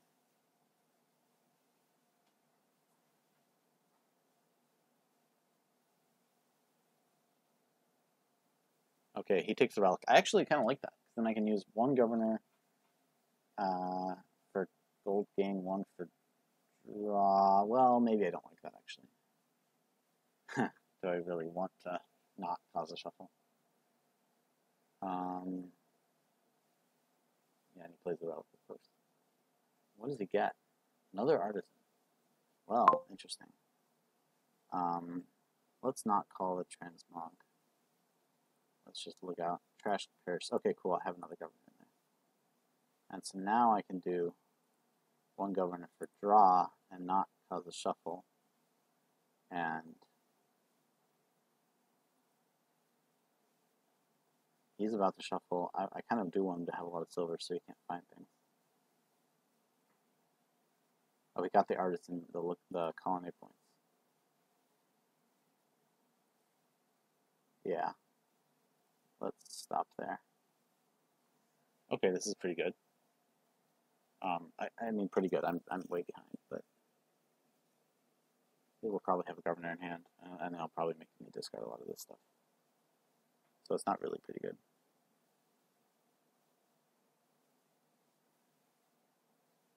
I drew him 1 card. Yeah, having all the coppers now is problematic. I wish I could be trashed more. I also wish I didn't have to be like discarded.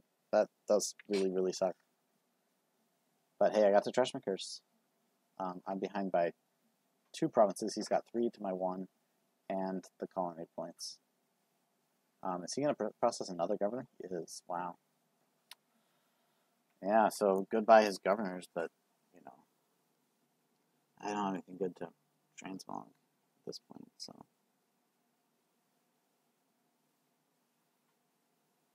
Oh, I could have bought a peddler. That was an oversight. Definite oversight. And I can hope. Okay, so I gave him those silvers, and that can increase the chances he does not draw to his followers, which is going to be really good if it happens. Because then I actually have a turn.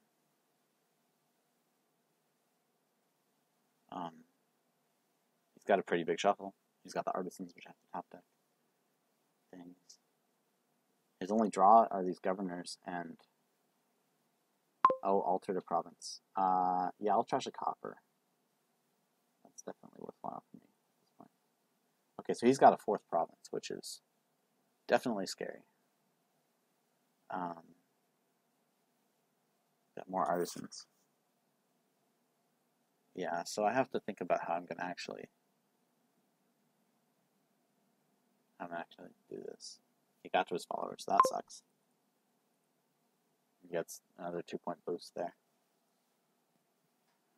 Yeah,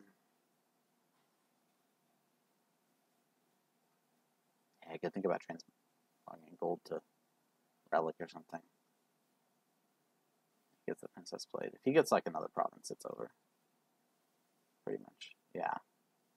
He gets a province. Yeah. 33 to 5. And picks up a peddler. Let's see what I can do here. Let's process the lookout. Trash. Discard. That's annoying. It's really annoying. Why can't I find the cards I want to discard?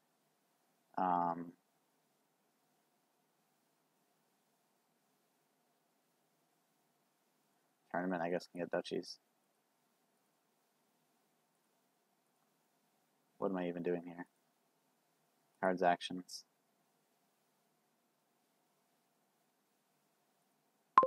He's got province.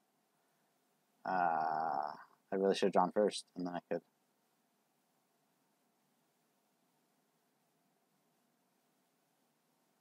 Yeah, this is just GG. There's no way. And the curse is top decked. Well, whatever. I will just get a province and hope he duds somehow. I don't even have silvers to remodel. This is really rough.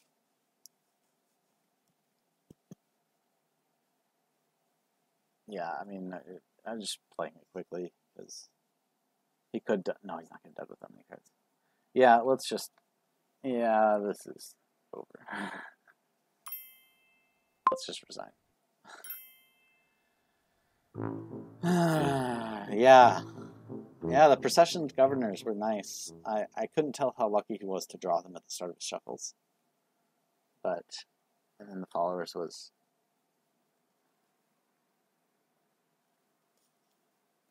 And yeah, he got the followers first, which was brutal. Yeah, procession was nice, actually.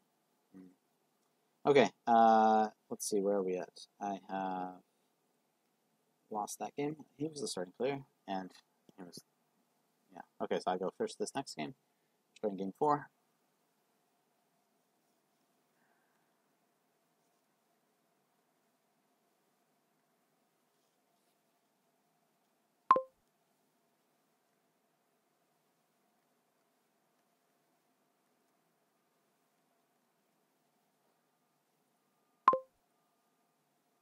Okay, so where are we at here? The ghost towns are a village. University is a village. City quarters is a village. We can play Overlord as a variety of things. We probably want a lot of villages and then to do the Baron thing. Masquerade is trashing. Probably means you don't touch the familiars. University is nice, though, in gaining more 5s. Squire can be trashed into a familiar if that's worth it. And we can get the fountain points if we want to. But we probably... I I mean, I probably want like tons of actions, and I think Potion Masquerade is quite strong and open. It's very unlikely I don't hit 2 potion. I get a university. And university to gain, like, so embassy's on gain. Throw silvers the other way. Yeah, your Baron is your payload. So I probably... Overlord is also nice, but definitely not if I'm getting potion. And university gains squires and embassies. Yeah, there's a lot there. I think I want to do that, and I'm going to get to the city quarter. So, yeah. And the squire plus buys at the end game can be nice for getting those fountain points. Seller's good. Squire. I'll mainly be getting squires and embassies, though, with my potion. If he skips mask, I will consider the familiar.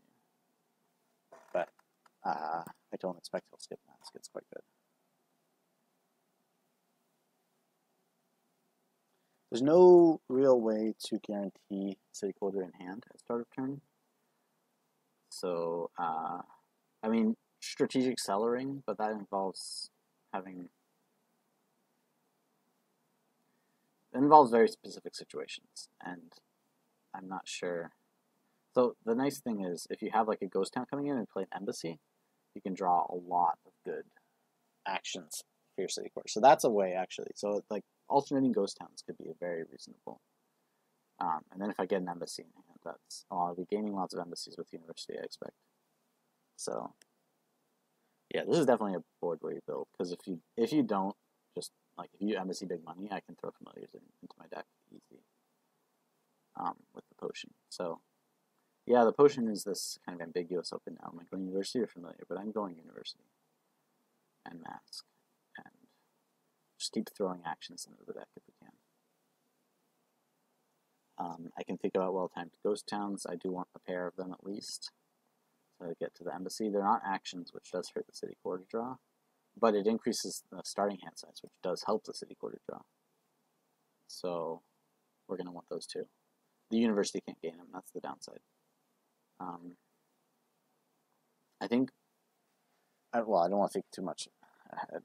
Proc something else. Yeah, hey, proc tournament. This is the last game. I'm feeling good. Well, okay, whatever. I'm 1 turn into this game. I'm feeling good about overall. We're starting the 4th game. If I can get a win here, I guarantee a tie. He also goes potion, and I expect mask. Okay, I draw it without states, which is...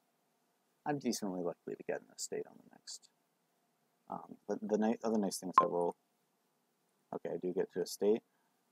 And so that means I have 2 estates, copper, potion. So I do get to university here. Since I got to university... oh no, I want to buy the university, so I'm definitely not going to overload here, or city quarter.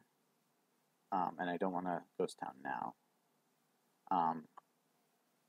This could be a good time for my embassy. My first embassy. And if I anticipate drawing with it coming up, I can hopefully be able to pick up a ghost town. He has the university. Okay, so this is, I think I want another university. This is, unfortunately, I have to pass on the copper. I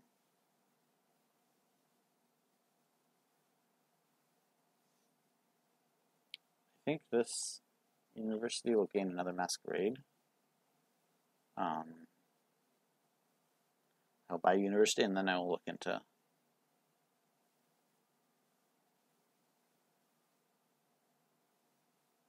Oh yeah, it's unfortunate that I had to pass. I would love a ghost town here, with an embassy and masquerade coming up. But university last has to gain an action card. That's what it says. And I wasn't going to pass the potion or the university, so... But another university is okay, too. He gives me an embassy.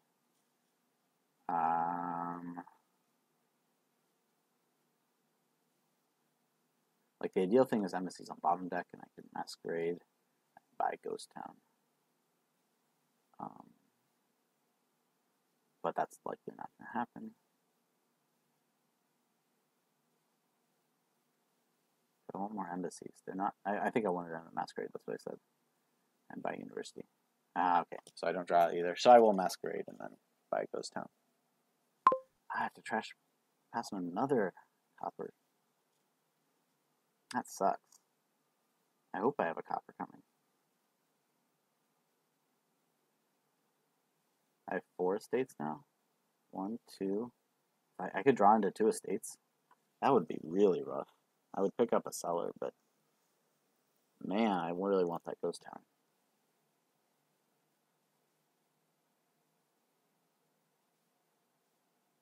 We'll see if I temporarily give him down points. No, he trashed the copper, so he's not really going up in coppers. But that's 2 straight masquerades. He's passed estate to me.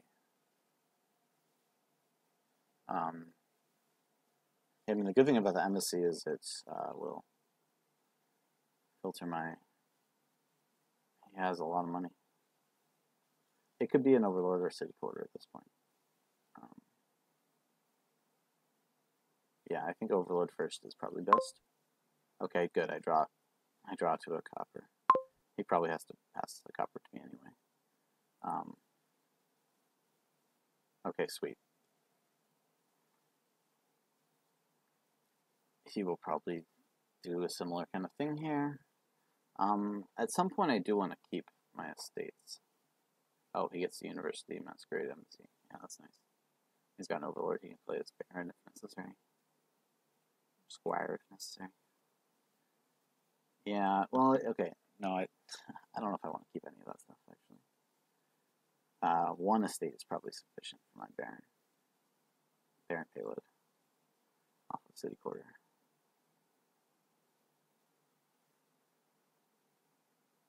There's no discard attack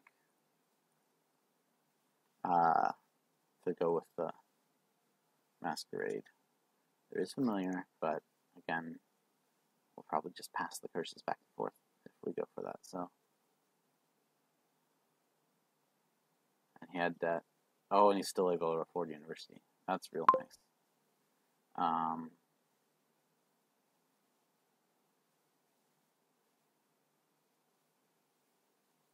I think I start with embassy.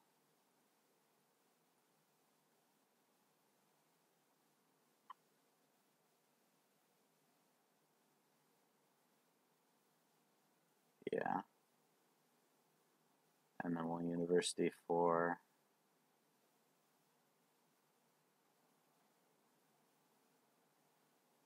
another embassy. And we'll masquerade. Second worst card, right? So I should pass him the copper. Well, I have another estate coming.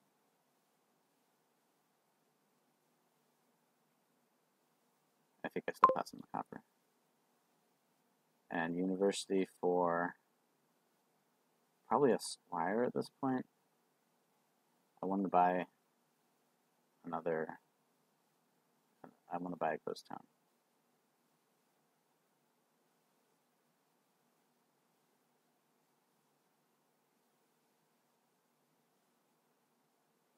I don't think I need the seller, actually, with all the embassy discarding.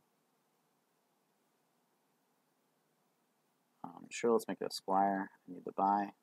Now I will pass him estate. And do I need the potion anymore? I suppose I don't really. Okay, I will need an estate for the baron. That's a consideration. Or maybe I can just have enough money from squires or something.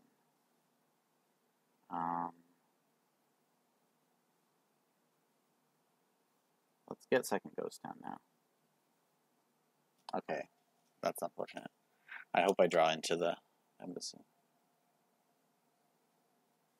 Huh, Overlord is seller.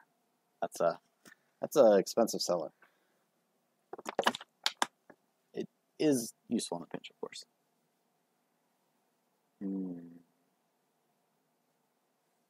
George University, probably an embassy or masquerade. I think this is the shuffle we want to start getting city quarters.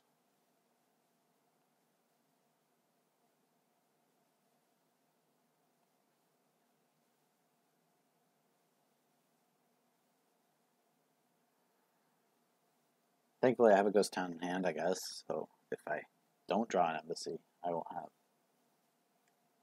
it set up for my next turn, which will very likely have one of my 4 embassies or masquerades. Yeah, so 4 out of those 11 cards are very nice for me. And so squires are not so costly if you're going to be drawing with city quarter, which we will be, of course. So, like it can be used as a village. So can university, but they're not drawing. Embassy and masquerade only draw 2, but our main draw is going to be from these city quarters. With maybe like ideally an embassy to start out, just to make the city quarter draw really, really well. We're not going to trash down too much.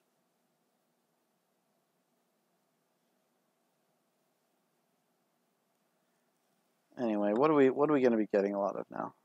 I think I want to just keep getting more embassies and squires. It gives them silvers, but silvers are kind of hurting payload. Or they're payload, but they're hurting draw. They're not worth trashing over coppers, I don't think. But, yeah, 2 universities feels like the right rate to be gaining those actions, if we can play them every turn.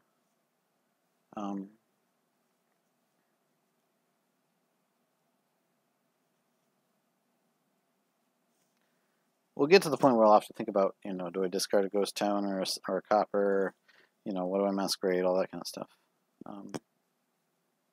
We're not there yet, but I think when I get back to one estate, which I expect I will next masquerade play of his, I will probably keep it and choose to trash coppers. You have the trade-offs of the coppers are obviously scoring money this turn, and possibly fountain points, though I'm somewhat doubtful, like maybe on a final turn pile out kind of thing. But, like, I don't really want coppers in my deck for my city quarter to draw. Like, look at what they're doing to me this turn. So, but then there's the estates for the Baron are kind of nice. You'd like not to obviously gain an estate with the Baron. So having 1 estate around, I should probably think about how to do that. Discards his masquerade. Is he going to get another university? So he's really going heavy on the universities. Alright, sweet. I draw my masquerade. Okay, but I don't draw. Huh. Am I getting any more universities? Should I pass him the potion?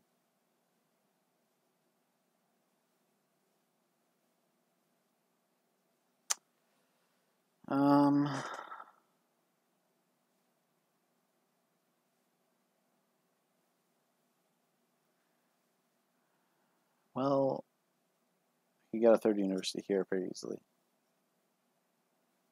Like, 3rd university helps you with pileouts. But I don't really expect piles to drain too much.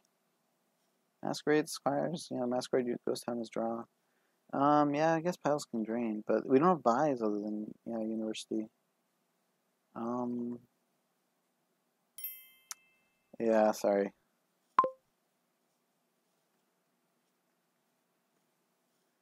Yes, I will trash. I will university for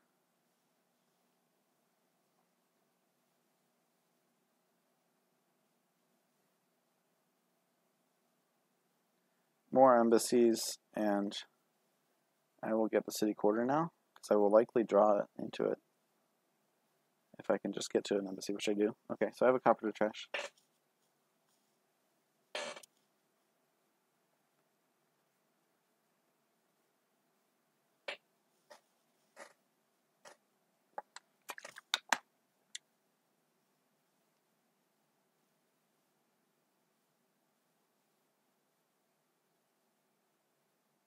I think I have another university in there. So He's going to go to 4th university. That's bold. Should I throw another action into the shuffle? Let's throw another embassy into the shuffle.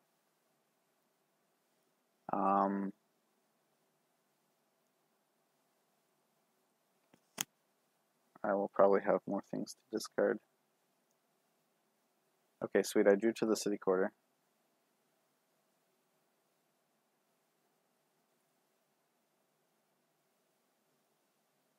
I draw 4 cards. That's perfect to the end of the shuffle. Okay.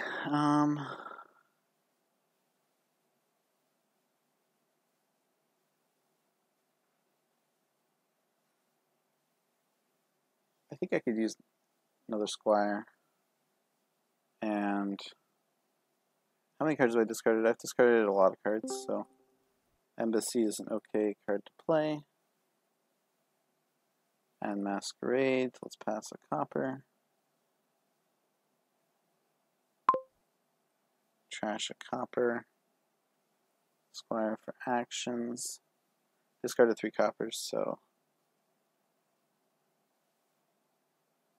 yeah, I guess top decking a copper is not horrible for the masquerade. I think he's going to be trying for the Baron thing, which is why I will take an estate if he passes it to me, I guess. But yeah, no, it's fine. I think I want another ghost town and I want another city quarter. And my 2 universities can keep gaining squires and such. I'm at 11 money per turn, so that's nice. But I really want to guarantee the draw with another ghost town. I could even get 2 more ghost towns. Is that doing much for me? Let's add 1 more and the city quarter. I just really want that consistency. And so yeah, I just started off with the embassy. Overlord is squire. Again, it's a big overpay. But I guess it needs the actions. Yeah, so I pass copper. If he ever passes me an estate, that means the next turn I can just university for Baron. I can also just buy an estate with the Baron. It's a really nice payload. I've got 2 city quarters ahead of him. That's very nice. Means I will be certainly drawing deck and probably able to play like 2 more squires that I gain with university.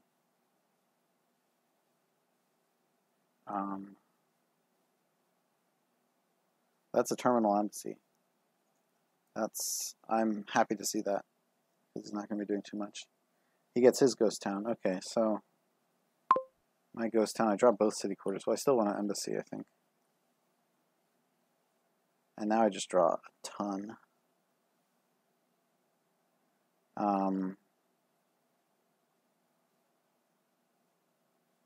Do I have more actions? No, I do. Let's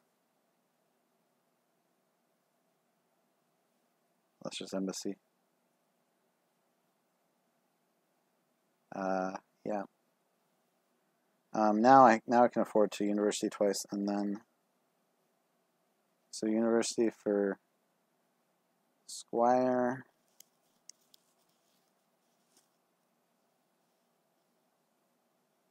He still doesn't have a city quarter. I don't think any more draw with embassy or masquerade. I think I just want more squires, actually. Okay, so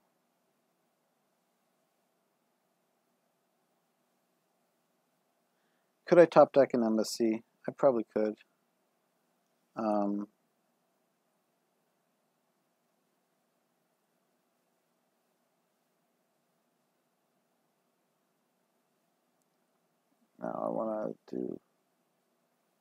I want to play 1 masquerade.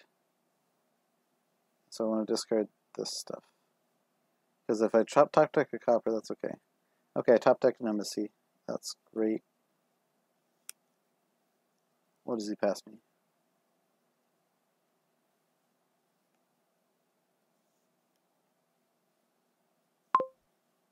He passes me the estate. Okay. I will then get into barons next turn. Maybe I should have masqueraded before that. Anyway, actions, buys. I don't want to gain silvers. I've got enough silvers from his embassies. And, okay, I have 8. Which can be another ghost town. And, do I want another city quarter? How do I feel about my draw? I feel pretty good about my draw. Okay, he resigns. That's, I think, quite reasonable. Yeah, I was way ahead there. I didn't want to say that, but, you know. I was definitely ahead on the city quarters, the squires, like everything. Ghost towns, yeah. Okay, so we switch up the order, and that was my start, so it's his start next. And that's nice, we have 3. So I'm definitely at least a tie here, and of course I would like to do more. If I can get to 5-1, that's an amazing start to the season at least. 4-2 is what I've been doing the last couple of games, last couple of matches. Okay, what's going on here? Lost Arts. Is there any terminal draw you could Lost Arts? No, and there's even not too many terminals you want to play. The Forge could be nice. So Madman Forge is a thing. You first get a Madman to get to the Forge, and then you get a Madman to trash with Forge. Madman is also good with Stonemason if you want to get a lot of like markets and stuff. So I like Salvager and Spice Merchant as trashing though. I don't think I really need the Forge. Triumphal Arch says get a lot of 2 action cards, so I think I want that to be the Herald in the market. That's the draw and the money on action cards I'd really like to have. But I probably open Spice Merchant Hermit. I don't really want the University. It's just pretty slow. Though gaining 5s is definitely nice. But Stonemason does that too. He gets Hermit, and I agree with that. Yeah, so I think Spice Merchant Hermit is pretty good. And the 3s you gain, I guess you could gain a Fortune Teller. You can gain Havens. Havens are nice. Okay, so he also opens Spice Merchant Hermit. Okay, this will be... what will this be? Stonemason for 2 Havens. Well, I could, but, you know... I could get started on the Herald already. I could pick up Salvager. He picks up a potion. I could see that working out too. Yeah, University gaining markets or Heralds. Yeah, that'll be quite strong. Okay, so what do I have left? Well, let's just see what he has. It's like identical. Unless he had 5 coppers, which I don't think he did. So, do you get the Madman here? He does. Again, I do like the Madman. And okay, so I've got Copper Estate in there. Let's get through it.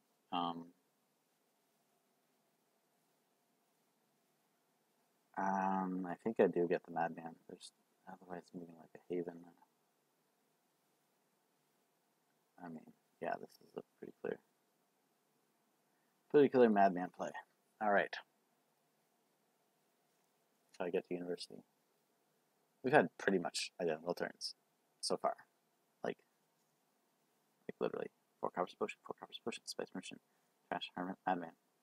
Spice Merchant, trash, Hermit, Madman. It knows what I know what I'm looking at, but that's the only. Yeah, I mean we had 3-4 and 4-3, but whatever. And Spice Merchant, trash is copper. Oh, if I can get to 4 potion, I can get 2 universities. That's pretty nice. But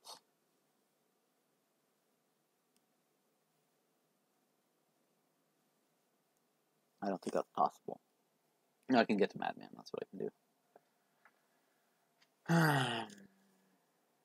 So he might have Madman. He's deciding whether to play it.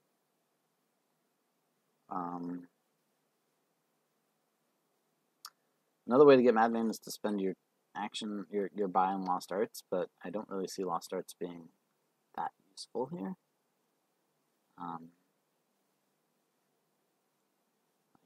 Yeah, there are some terminals with the Hermit and the Stonemason and Salvager if you ever get that, the Forge if you ever get that.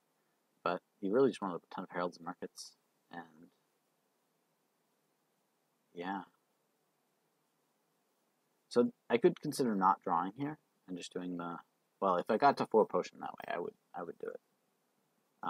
Because I'm just much happier getting 2 universities. Now, if I draw my Hermit, I will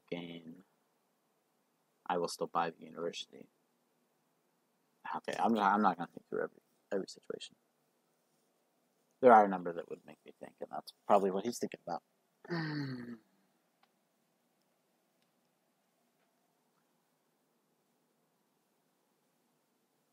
many people are listening? Oh, 3 people listening. That's not bad. Hello, Anders, Philip, RTT. Thanks for listening along live. Of course, many of you will probably be watching this on YouTube instead. So, oh, did I gain someone else? Oh, Freaky's listening too. So I guess he finished his match. Okay, tufftaeh is taking a while to think, which I did take a while to think at other moments. We're already 2 hours in, and this is game 5. Yeah, so if anyone's joining now, it is 3-1 in my favor, game 5. Oh, that's an awkward decision. So he didn't draw to his potion. His decision is easy for me. Do I play the Hermit, the Madman, right? I want to draw to my university. He doesn't have a university yet, so that's a disadvantage. What do I get with my first university play? Probably just a market. So I could use the money to be able to afford double Herald from Stonemason. I'm guessing he is getting Stonemason 2 universities here. It would be good. He very likely has potion in hand. If he havened an interesting card decision, that's pretty nice. But yeah, if I draw my potion here, do I do the university thing? Double university? Stonemason 2 universities? I mean, probably. But then I might just get a bunch of Heralds first with the universities. Anyway, we'll see what I draw.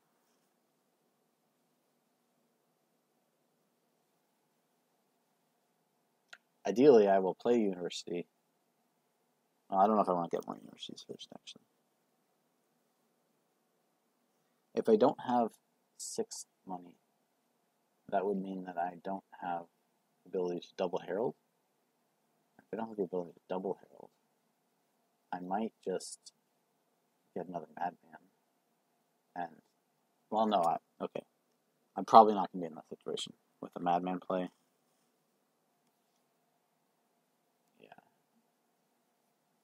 He's going to get Havens. Again, I like Havens. Does he get the 4 potion? He does. Stonemason 2 universities. Okay, so we play our Madman. What's left on top? My university. I want to draw to the university, so that's good. But I can get another university. Or I could just get another Madman. I think I want another university. And I can gain Haven. That's okay.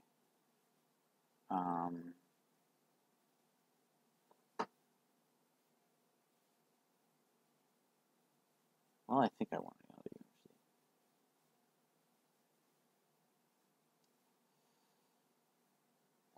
Herald or Market at this point?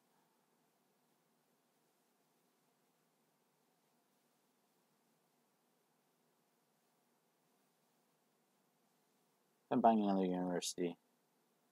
Probably just want heralds.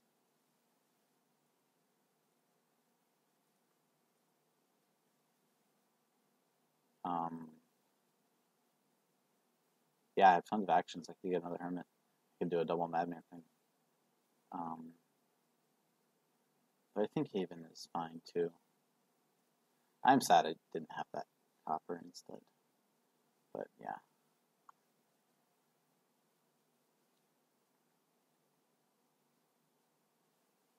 So no madman for each of us at this point. If I don't draw an estate soon, I will Haven the hermit, I think.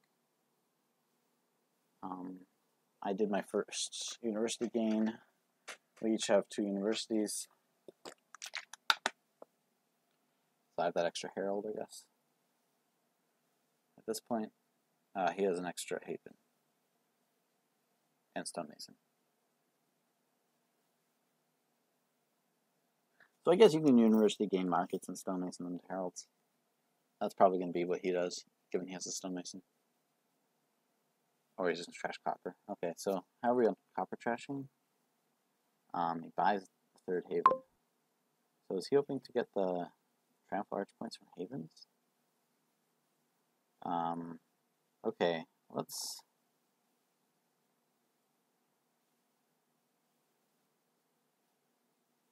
I could get a madman here. And trash my last estate.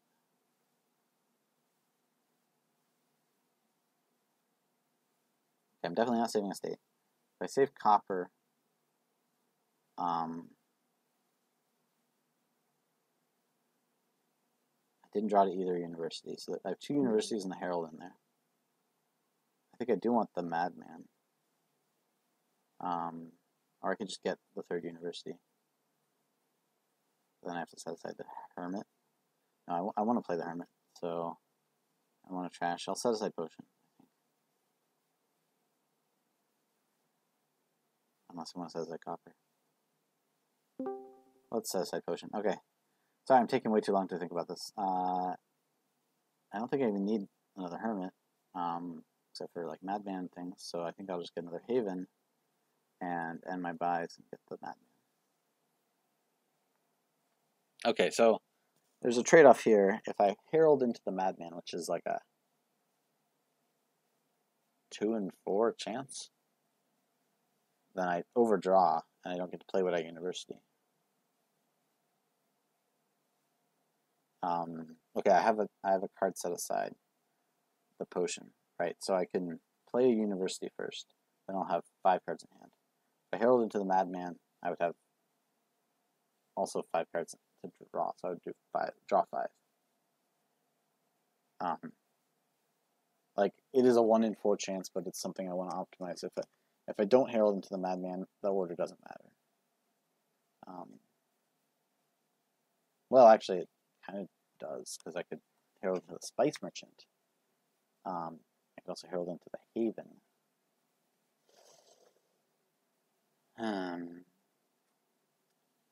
Yeah, actually, spice merchant, haven, copper are the last cards in my deck. So, gains a silver. Not sold on silver. He's got a bigger deck than me. I'm thinking you want to just university.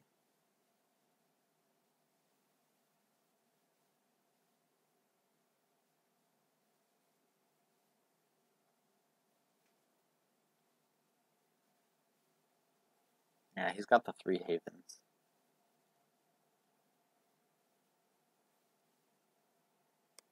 He just doesn't buy anything here. He can get a madman. That's pretty nice. Okay, so he's got a market. I don't yet have a market. How much did he get this last turn? He universitied for a market. Okay, so yeah, I think I want a university for... I think I want to play both universities for markets before heralding. And I will build the draw around, so...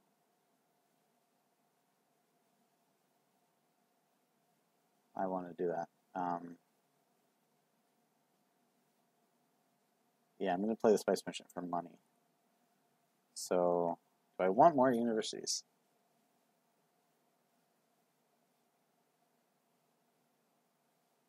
I have to decide now. Okay, so I'm going to play 2 markets, and I'm going to play Spice Merchant for money. So that's going to be 1, 2, 3, 4, 5, 6 if I do it that way, which could be Stonemason Double Herald.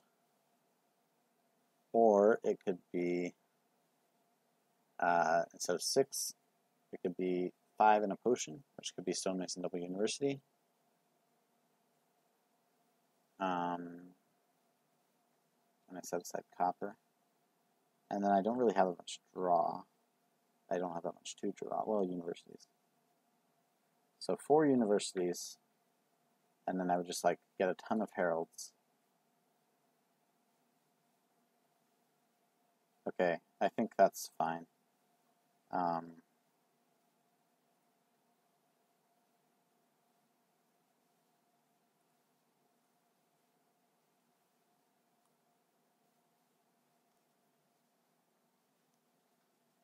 Okay, so no madman here, and so I will just draw whatever. I will have a copper in hand, so I could, if I herald into the Spice Merchant, that's okay.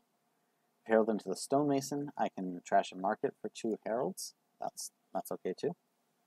I have 4 universities to his 2, and so I think my goal is just to get a bunch of markets because those can be stonemasoned.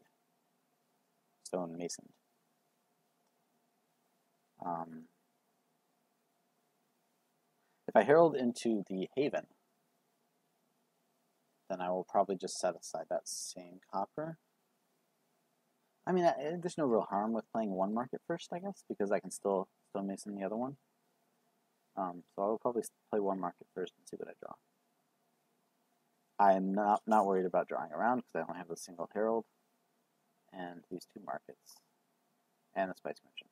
So that together is 1, 2, 3, possibly a 4th with the herald, 6 draw, and a Haven. So yeah, I guess I could draw exactly around, but I won't be able to play the cards at university. But again, I'll have pauses in there where I can play university if it's appropriate. Heralding into university, of course, is also very nice. I feel like I'm ahead with the 4 universities. 2 markets to his 3, but I also have a herald. I've trashed all my estates and a lot of the coppers. I'm done with potions, I think. So actually, if I get a chance to stonemason, sorry, not stonemason. Well, stonemason, sure, but Spice Merchant, probably the potion. It's just going to be kind of a mad rush here, I think. I will university for more markets. Okay, I already said that. Oh, I'm getting some Slack notifications. I didn't know I had the sounds turned on for that. Let's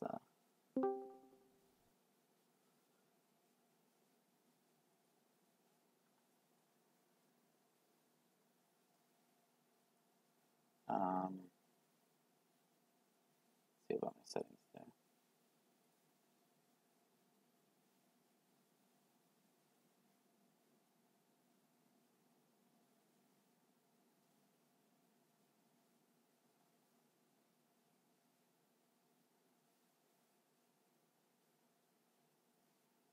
Okay, he's able to university for another market. So he's got 4 markets and 3 havens, and so that's his triumphal arch points.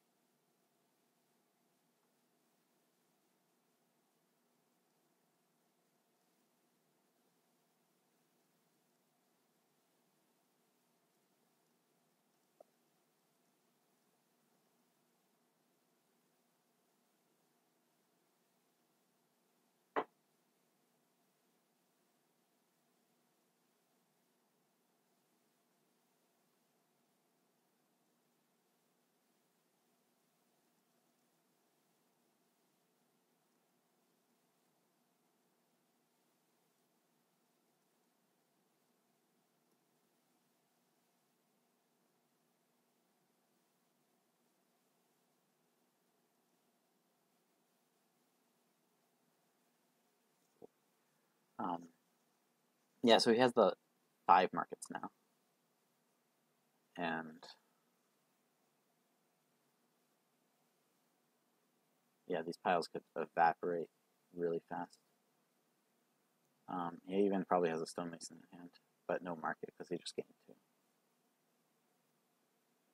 Oh, he got an extra copper trash. Wait, so how many coppers did I have last turn? I think I had 1 I didn't play. No, I didn't. Yeah, I had 1 I didn't play. 1 I set aside. I have 2 coppers left. And so, yeah, of the 14 original, he just has 1 left. So what does he have in hand? Stonemason for sure. And that copper. And his potion. He's probably considering stonemason potion to Haven. But he's also probably considering whether to make him stonemason, gain 2 havens. Piles are really evaporating. He's probably thinking of whether he should pick up any more universities. Now I think... Okay, given that I got the 4 universities,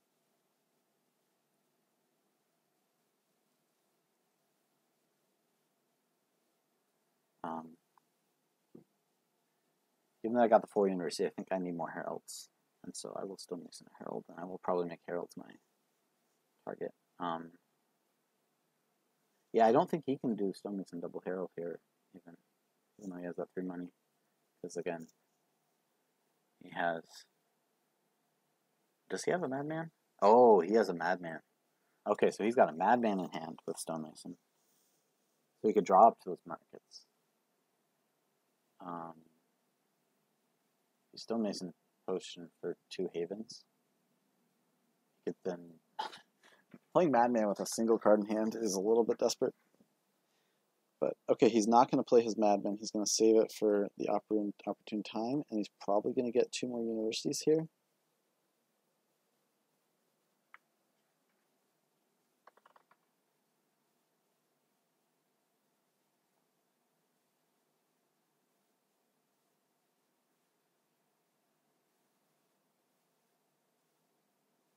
I've already thought through my turn. I'm going to play a market, and then I'm going to play my herald, depending on what I see, actually. If I see my spice merchant, yeah, so it's probably in his best interest to save that that madman, like he is right now, and just do the stonemason for 2 universities by Haven. I mean, this kind of action density. So he has, yeah, we're trading turns. We'll see how the piles shake out.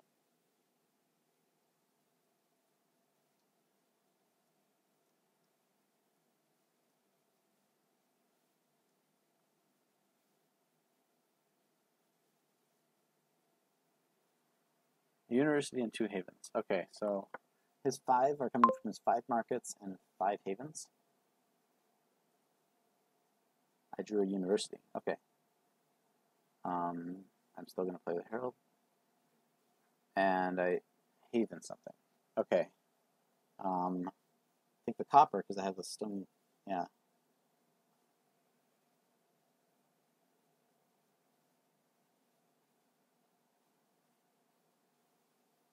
Okay, so I have Spice Merchant.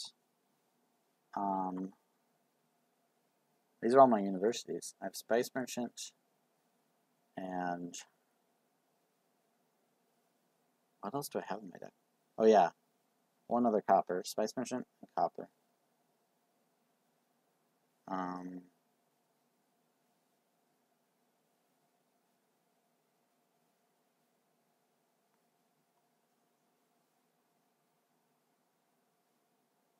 Yeah, I think this is just the best thing to do.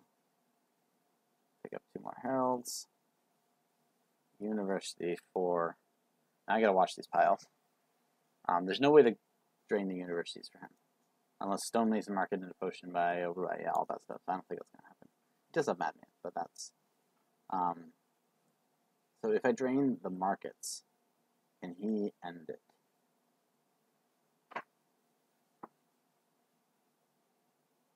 Well, I think I definitely want 1 market.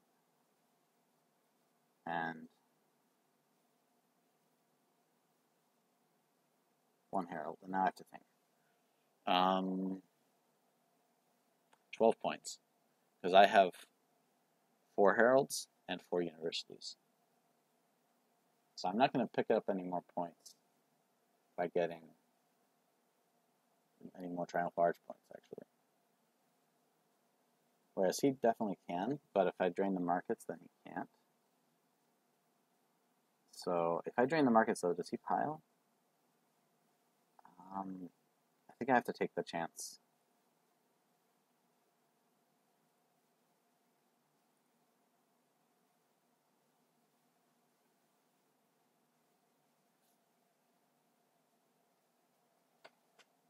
Yeah, so I have 4 heralds in there.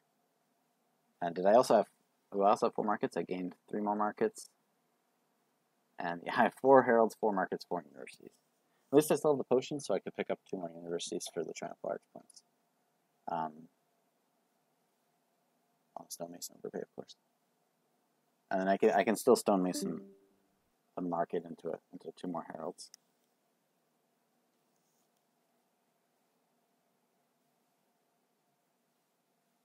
I think I won't play the Spice Merchant first because I could possibly... Okay, he got his Madman, started shuffle. That's nice, especially with the Haven coming in. He has 3 universities and a stonemason. Yeah, this could be the end.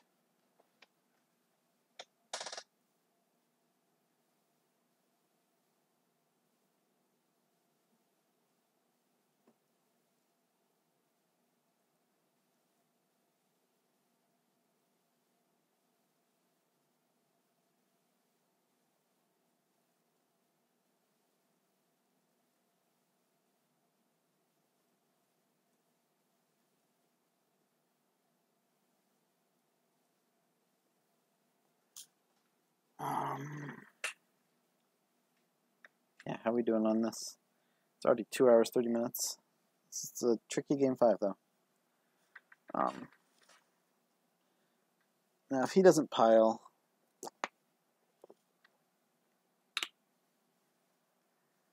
That's 4 of his markets. I think, okay, if he can pile here, that's just, it happens. The tricky thing for him is that he has to, well, okay, no, he get the herald points if he can pile the heralds. So if he has his 3 universities, well, he can even Haven away different things. Yeah, okay, the heralds and the Havens. So 3 universities would gain 3 heralds. Stonemason would gain 2 heralds from a market trash.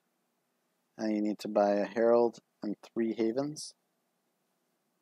And that costs 10. You can do the, well, the Havens cost as much to stonemason.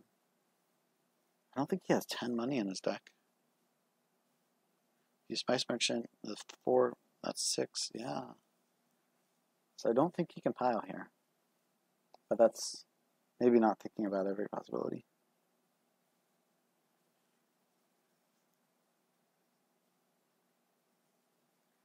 I will open my turn with the Herald, I think. Just because I want to have the option to stonemason market to heralds. Have the option to, well, the Spice Merchant's already in hand. If I hit the Haven, that's where I have to make tricky decisions. But I'd probably Haven away the copper that I've been continuing to Haven away.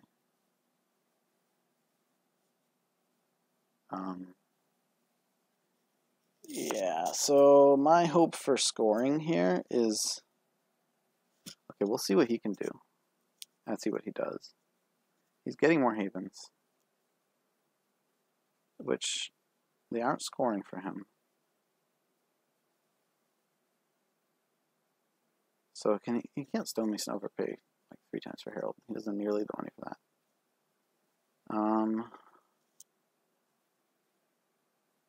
Does he have something more expensive to trash? Oh, he can pile on stonemasons. No. Does he have 8? He doesn't have 8, does he? Is there anything else he can stonemason? He has the market he can stonemason. Oh. No, he has 8. Oh, that's GG. Yeah. Well played. Yeah. He got that pile out figured out.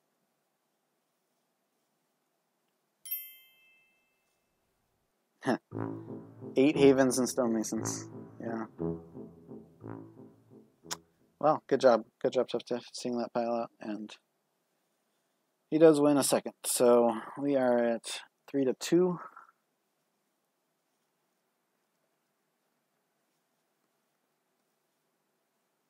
So that silver, yeah, well, he could probably draw. Did you? The market was bottom deck probably. Yeah, well, he was first player and he took 10 turns, and I was going to be able to pile probably on my turn. Yeah. Okay, I'm going first for the last game, and let's go.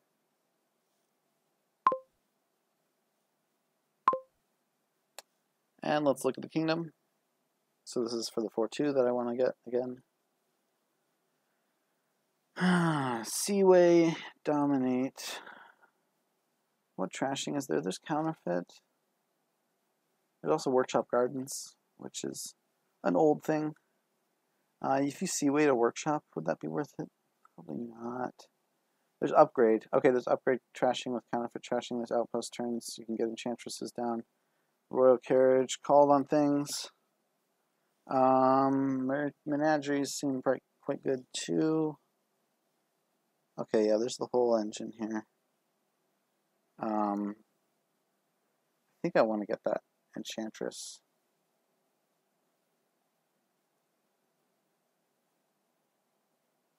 The trashing costs 5, so enchantress silver maybe.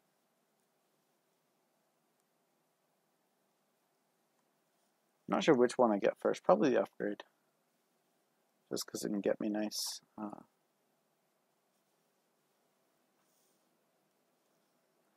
If he has 5-2, that would be pretty good here. Okay, he doesn't. He picks up enchantress. So, all right, this is pretty good. The question is, do I get a workshop here? Oh, so my next turn with silver, I'm gonna have 5. Yeah, I have a perfect 5. I think I do get a workshop. Not for workshop gardens. Okay, and I draw to my estates, and now it'll get the upgrade. His enchantress is pigs, so that's player 1 advantage there.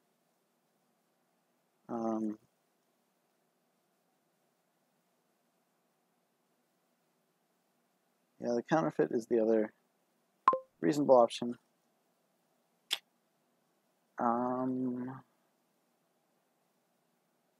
Yeah, it can't get pigged. That's nice, actually. Upgrade or counterfeit? Upgrade or counterfeit? Let's go counterfeit, just for the pigging considerations. Okay, this turn... Oh, my enchantress is enchanted. Oh, did he open double enchantress? He opened double enchantress. Intriguing. Okay, well... That means he isn't hitting 5 this turn. So, yeah, I think I'm happy with that silver open. Of course, if I draw a state here, I will be less happy. But if I don't, I will get the upgrade.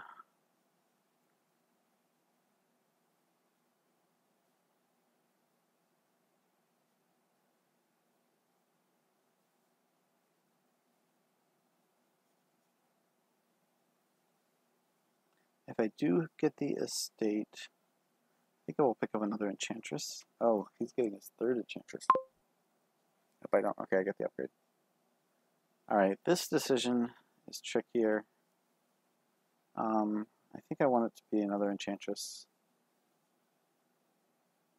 Chance of drawing both enchantresses is low. Okay, he finally gets his counterfeit. I'm enchanted, it doesn't mean anything. That's why I didn't get the upgrade, that shuffle. I could also get candlestick makers as... Oh, I didn't draw the workshop. That's unfortunate, but... Okay, workshop is getting enchanted here. That's... He gets his upgrade, okay.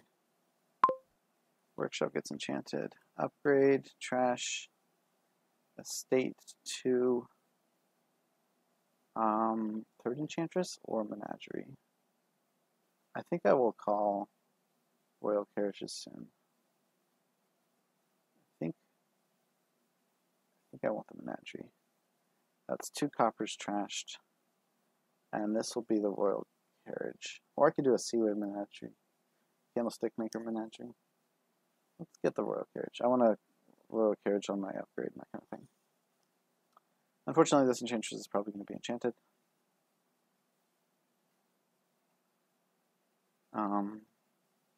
In which case I will buy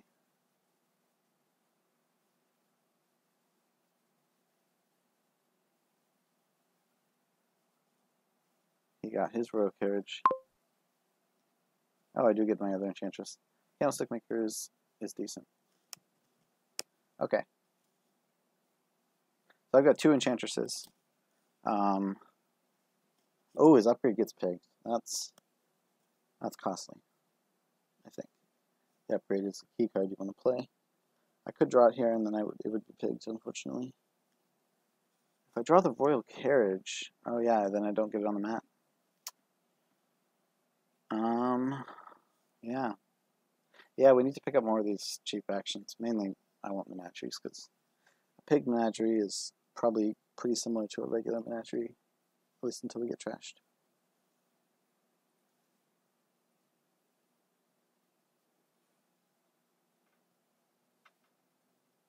I don't want to trash the silver here.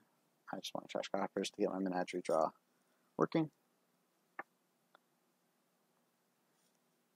Yeah, I guess I can hope I draw like menagerie and then upgrade. Or menagerie and royal carriage. Play menagerie as pig. Play royal carriage. Get upgrade. That would be the ideal draw here. I do feel ahead, even though he has 3 enchantresses. We each have a counterfeit upgrade to royal carriage. I have a menagerie and a workshop as well.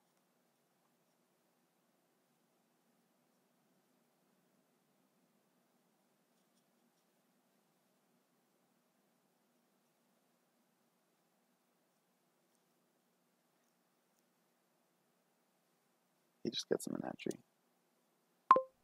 Ah, my upgrade's picked. That's unfortunate. Okay, so this is 7.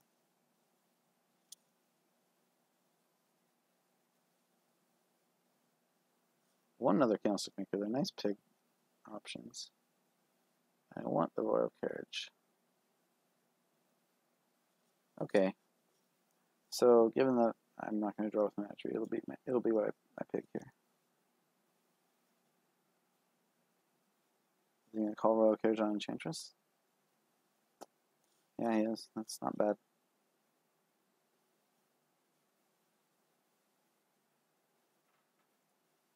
Seven as well.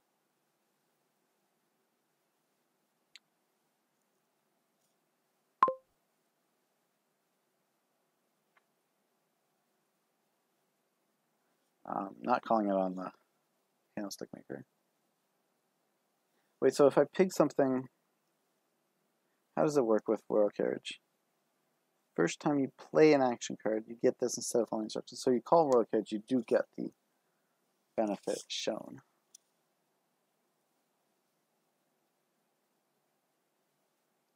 I'm going to use it to get another enchantress. And let's hope I can actually play my enchantresses.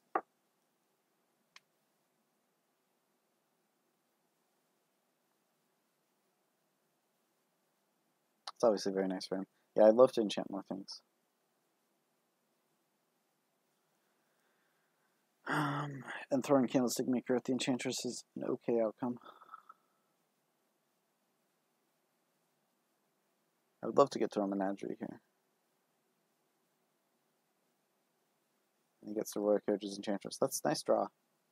But I still think Menagerie is going to be a better draw. Then again, I think we both think that. It's less good draw if you have that Enchantress thing, because yeah, let's see how we're doing on trashing. I think I'm up on trashing. Yeah, 3-2 on trashing. Speaking of stick maker. Oh, hey, Menagerie is activated.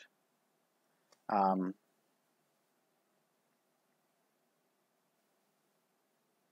going to play the Menagerie first. Upgrade, trash estate. Yes, please. Pick up Menagerie, call the Royal Carriage. Trash.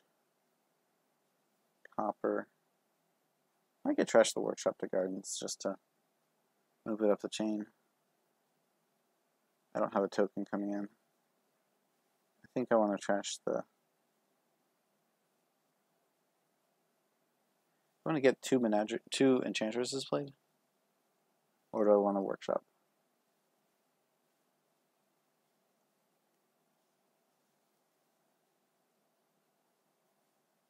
I think I want to get the 2 Enchantresses played.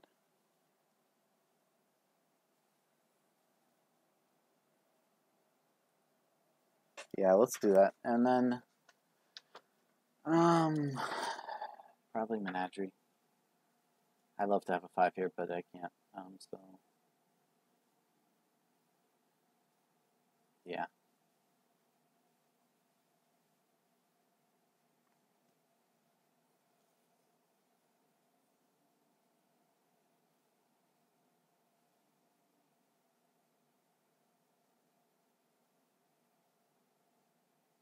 Yeah, Menagerie isn't doing much at this point. It's a fine take target, especially if you start with that gigantic hand, which I guess I'm starting with 2. Well, I wanted to draw around. And I've trashed 4 coppers, so I'm in a better position to draw with Menagerie, I think. This is my last estate. I won't have 2 Enchantresses in play. The Royal Carriages go out. Everything else is non-terminal, so...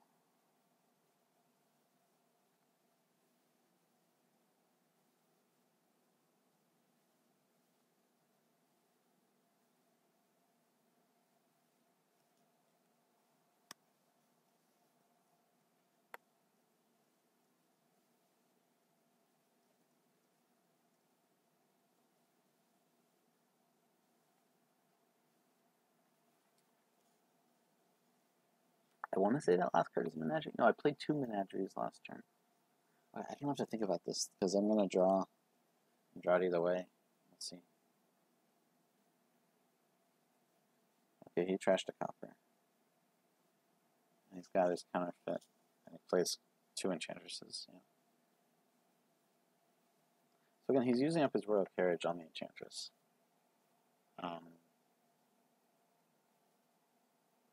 Which is nice, but I guess... How many coppers are in the trash now? 8? I think that's been 5-3. He trashed 2 here. No, so it's been 4-4.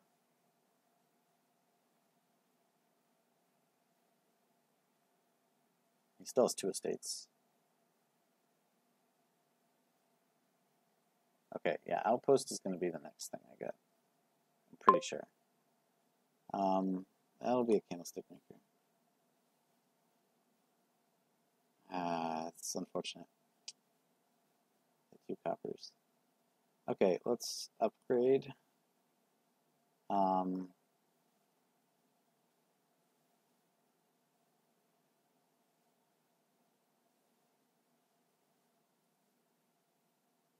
Into a Menagerie.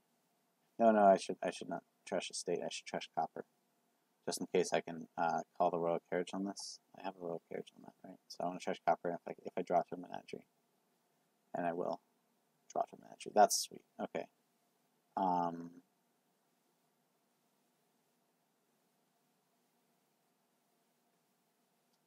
Estate at this point, I could pick up another Enchantress. That's nice.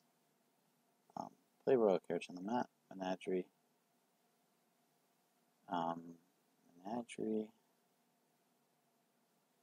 Whatever I workshop, I can draw, unless I draw the Enchantress.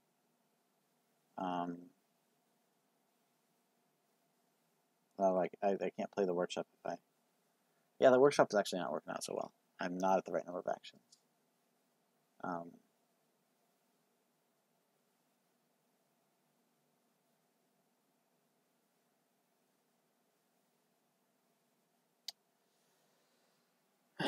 Should I call a royal carriage?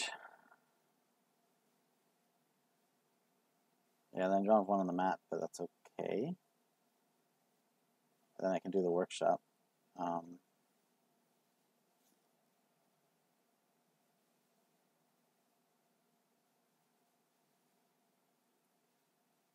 What do I have? I have 4 menageries to his 2. I want to guarantee I get them, but the draw is already pretty good. So I think I will workshop our gardens for upgrade purposes. Well, I wouldn't be able to draw it then. Let's workshop a silver for upgrade purposes. Well, no. What do I have here? I have to think about this. Counterfeiting a copper. 1, 2, 3, 4, 5, 6, 7 if I use the candlestick maker. 9 if I get to a silver. I can even counterfeit the silver. Get 10. Buy another royal carriage and an outpost. Let's do it. Okay.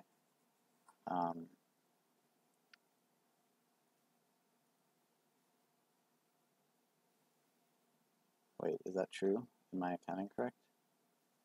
So if I play the counterfeited the silver, that'd be 5. Yeah, I can get to 10. Outpost royal carriage. And use the token. Outpost royal carriage. And buys. Okay, this is promising. I could have too many menageries. That's another issue. But I can always pick one, I guess. That's an okay outcome. I have 4 menageries to his 2. I have this workshop, which I have 2 coppers, but everything else, and 2 enchantresses to play this turn. But if I can like call royal carriage on an upgrade or something, then I can probably be fine. He has the outpost already. That seems to indicate he did draw it. Yeah, so he didn't draw his outpost. And doesn't have that much draw, because he only has the 2 menageries.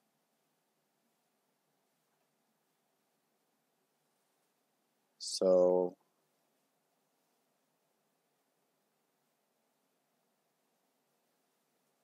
yeah, how's this gonna go?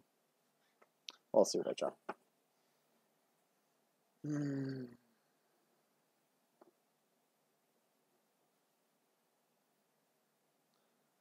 Like we eventually get a gold because that's another unique that Menagerie is okay with. He buys a royal carriage. That's his turn. I'm definitely picking a Menagerie now with 4 of them. All 4 of my Menageries. Okay, playing a royal carriage.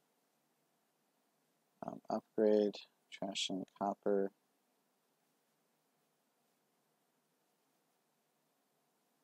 I can call it on a Menagerie.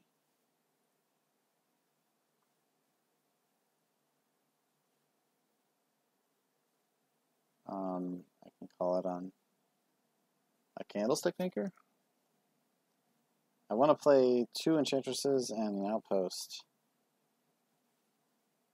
And this is the last of my draw. Maybe I should call it on the candlestick maker.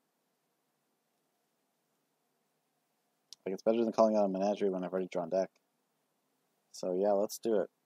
Let's call it on candlestick maker for the action. Maybe I should have called it on the upgrade. I don't know. I mean, upgrade doesn't do a ton here. Yeah. Let's do this. Royal carriage. Do I just not play the outpost, I think? I think that's probably best. I could use... I have a royal carriage on the mat. That's right. Don't want to play an outpost twice.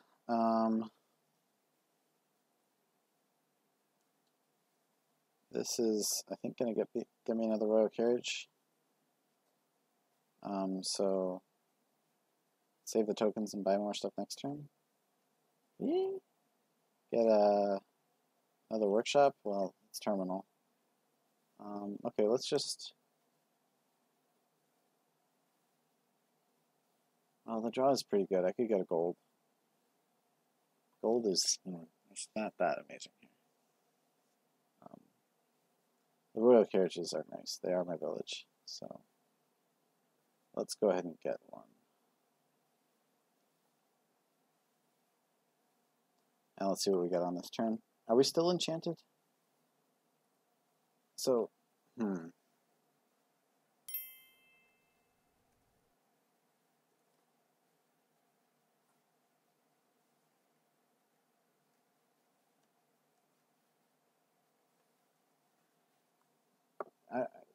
still confused about this. First time plays an action card on their turn. Yeah, it's a turn, I guess.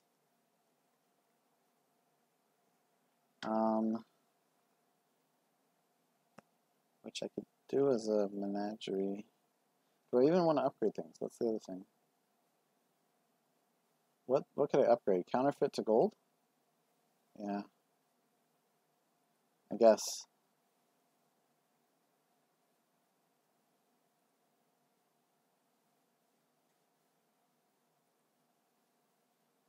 That's...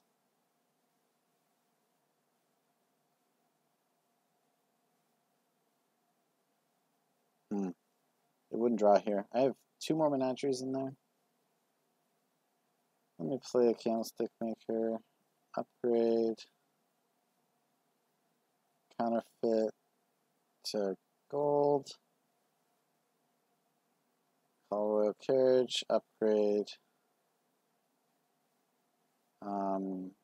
Candlestick maker to silver, I guess. Well, then that's not drawing very well.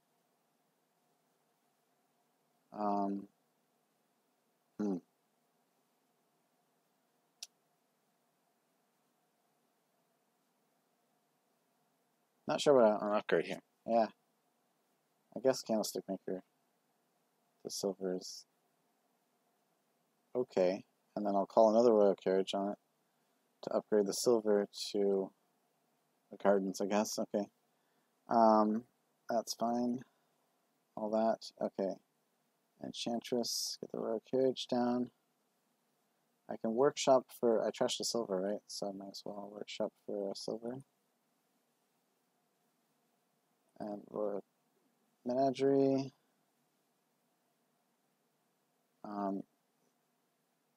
Yeah, oops, I didn't need to do that. That was, oops, yeah.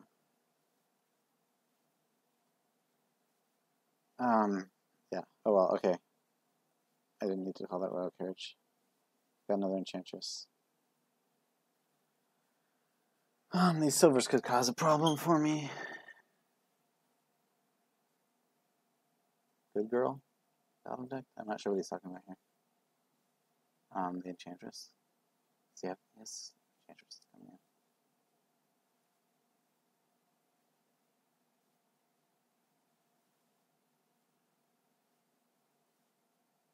I want more 5s, but how much? How much do I want more 5s? Like 2 more royal carriages. It's definitely pretty nice. Building to dominate. That is our goal, right? Okay, so our goal is actually building to dominate. So I guess I want the counterfeit back, but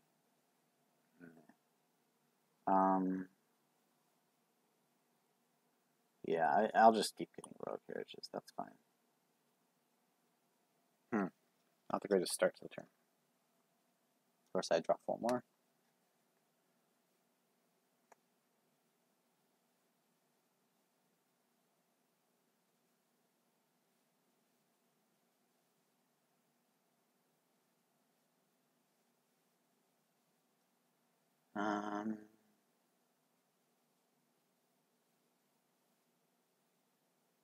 So he doesn't have the workshop, which makes it a little bit harder for him if he wanted to pile.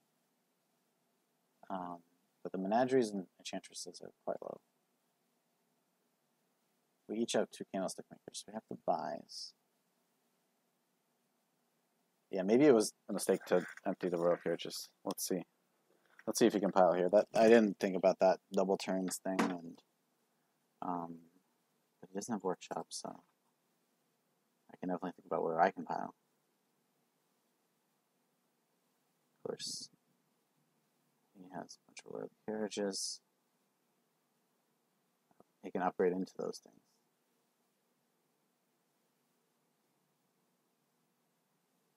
Huh. That is a concern to me.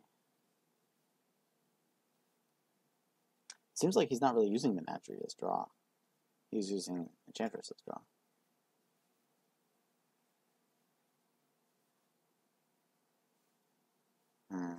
I have one royal carriage on the mat.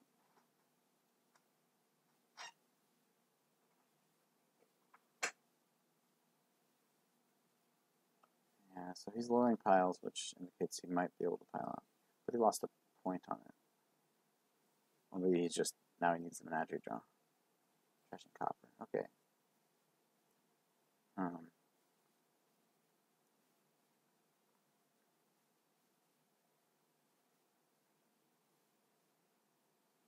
That's nice.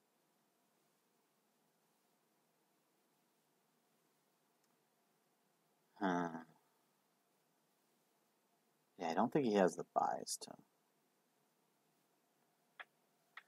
He only has that one upgrade, which he could play again next turn. Trash the other state, then need some points. I mean, I didn't think of the gardens as defending me in any sense, but it seems like that's kind of what they're doing. Do I want a merchant ship, or do I just want a counterfeit? Okay, we'll see what state he leaves the piles in at the end of his 2 turns, if he does in fact lower. Yeah, I mean, the nice thing about Candlestick Maker is you can just save those for the next turn and then pile if you can. But it's a lot of. Cost is 18 right now. He only has upgrade targets of Candlestick Maker and Estate. And the Estate loses in points, so he's going to need a Duchy on top of that. Cost is 23. He's got a counterfeit. He's got a silver, he's got a copper. So he plays it all twice. If he trashes 2 things into those things, Candlestick Maker and an Estate, then he would be at, he'd need to get a Duchy. He calls the royal carriage on the Candlestick Maker in order to get an extra action.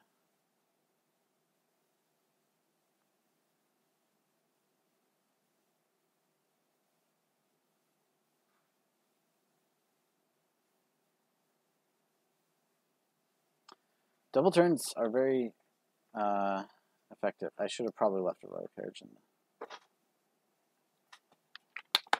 in the discard.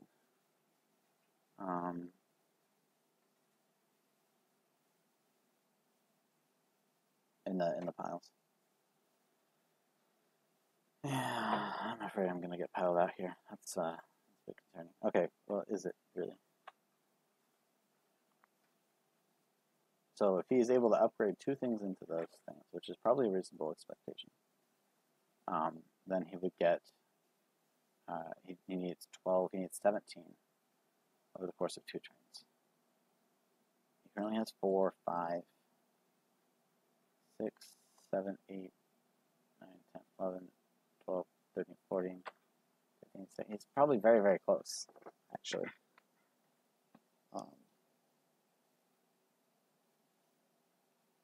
The thing is, buying those things does not increase his payload. And I think he's a little bit short. Of course, it's quite possible he's not thinking about that at all. Alright, how are we on coppers trashed? All of our coppers have been trashed.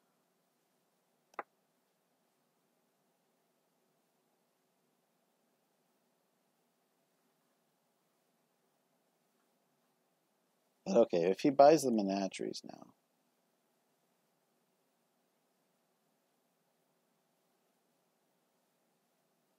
then on his 7-card start outpost turn, he upgrades 2 royal carriages into upgrades Candlestick Makers into Enchantress upgrades his estate into Enchantress, and counterfeits the silver to buy the duchy. Then he wins. He has to have 3 royal carriages played on the upgrade. He doesn't have any down on the mat now. Oh boy. Okay.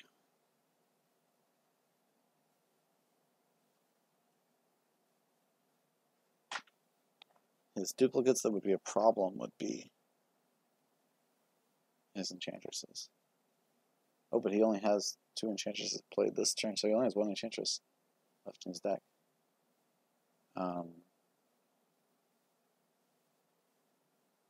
Yeah, well, he can't play the Candlestick Maker if he wants to do that thing.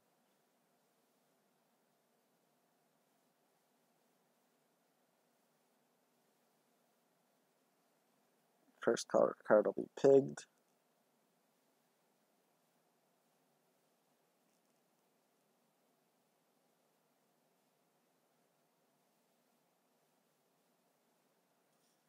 Yeah, I don't. It's looking more possible. I really shouldn't have drained the last royal carriage. If I didn't do that, there's no chance of a pile out here.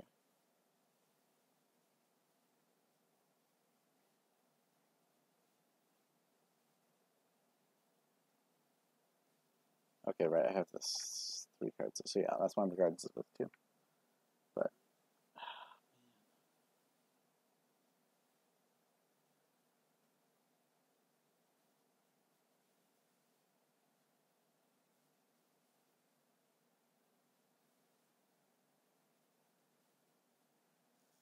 yeah, so if I'm in his position, I pick up 3 menageries and a copper. It's unique. And I play my outpost turn. Yeah, he's gonna go for it. Ah, man.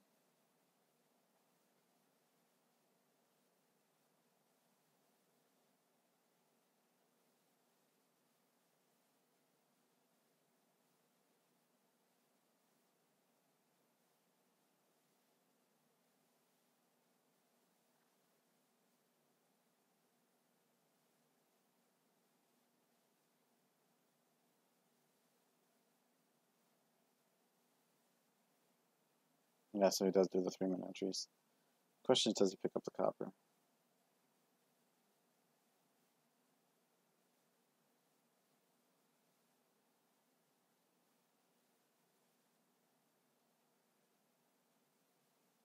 Okay, please don't draw. Please don't draw.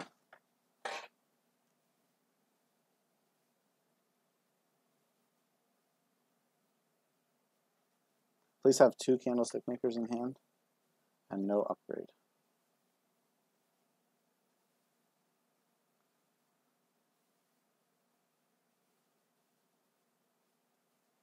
Chances the upgrade is actually less than half. And he also has to upgrade the exact right things. Oh, okay, he had the upgrade. That is a way to get points. Menagerie, copper, estate. Okay, too many menageries.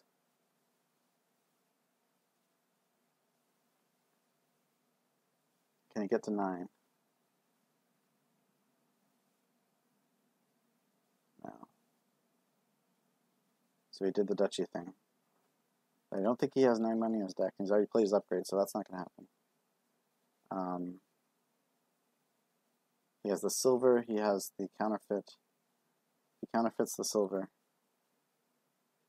He calls all his royal carriages on 3 royal carriages, 4, counterfeits the silver. I think that does it. I shouldn't have left that open for him. That was a huge mistake. Yeah.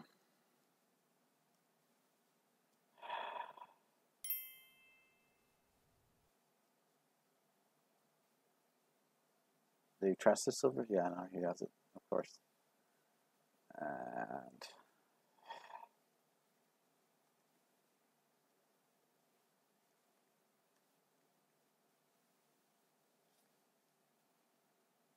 so we split this one. That's really unfortunate. It's really unfortunate. Whatever, pick up coppers for your gardens. Yeah, that was the royal carriages. I was thinking we were building to dominate, but I didn't think about the pile-up possibility. Yeah, it really should have just got one royal carriage. Yeah, oh man, that's rough. I definitely messed that up. Well, so complete the score. I lose the last one. I'm gonna go 3-3. Yeah.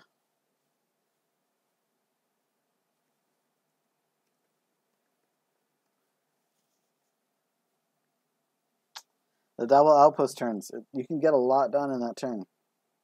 He barely had enough to complete it, but man, that was dumb. Oh well. Okay, so we go 3-3, and we are no longer in the great position we were in. Doesn't go too badly, but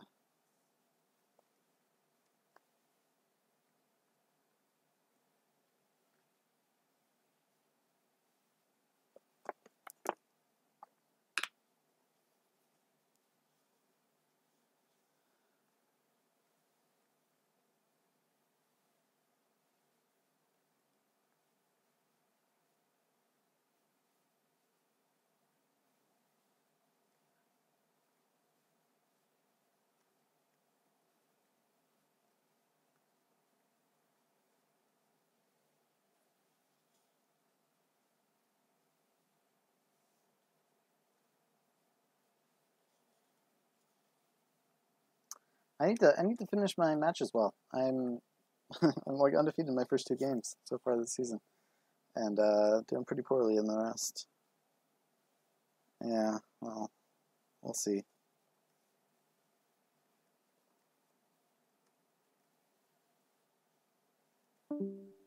Anyway, yeah, thanks for watching. Yeah, I do still have Brian and who's the other one? Separate. That was a mistake. I regret that last game. Second to last game was also a pile out. Yeah, well, anyways. Thanks for watching, and I'll see you in the next episode.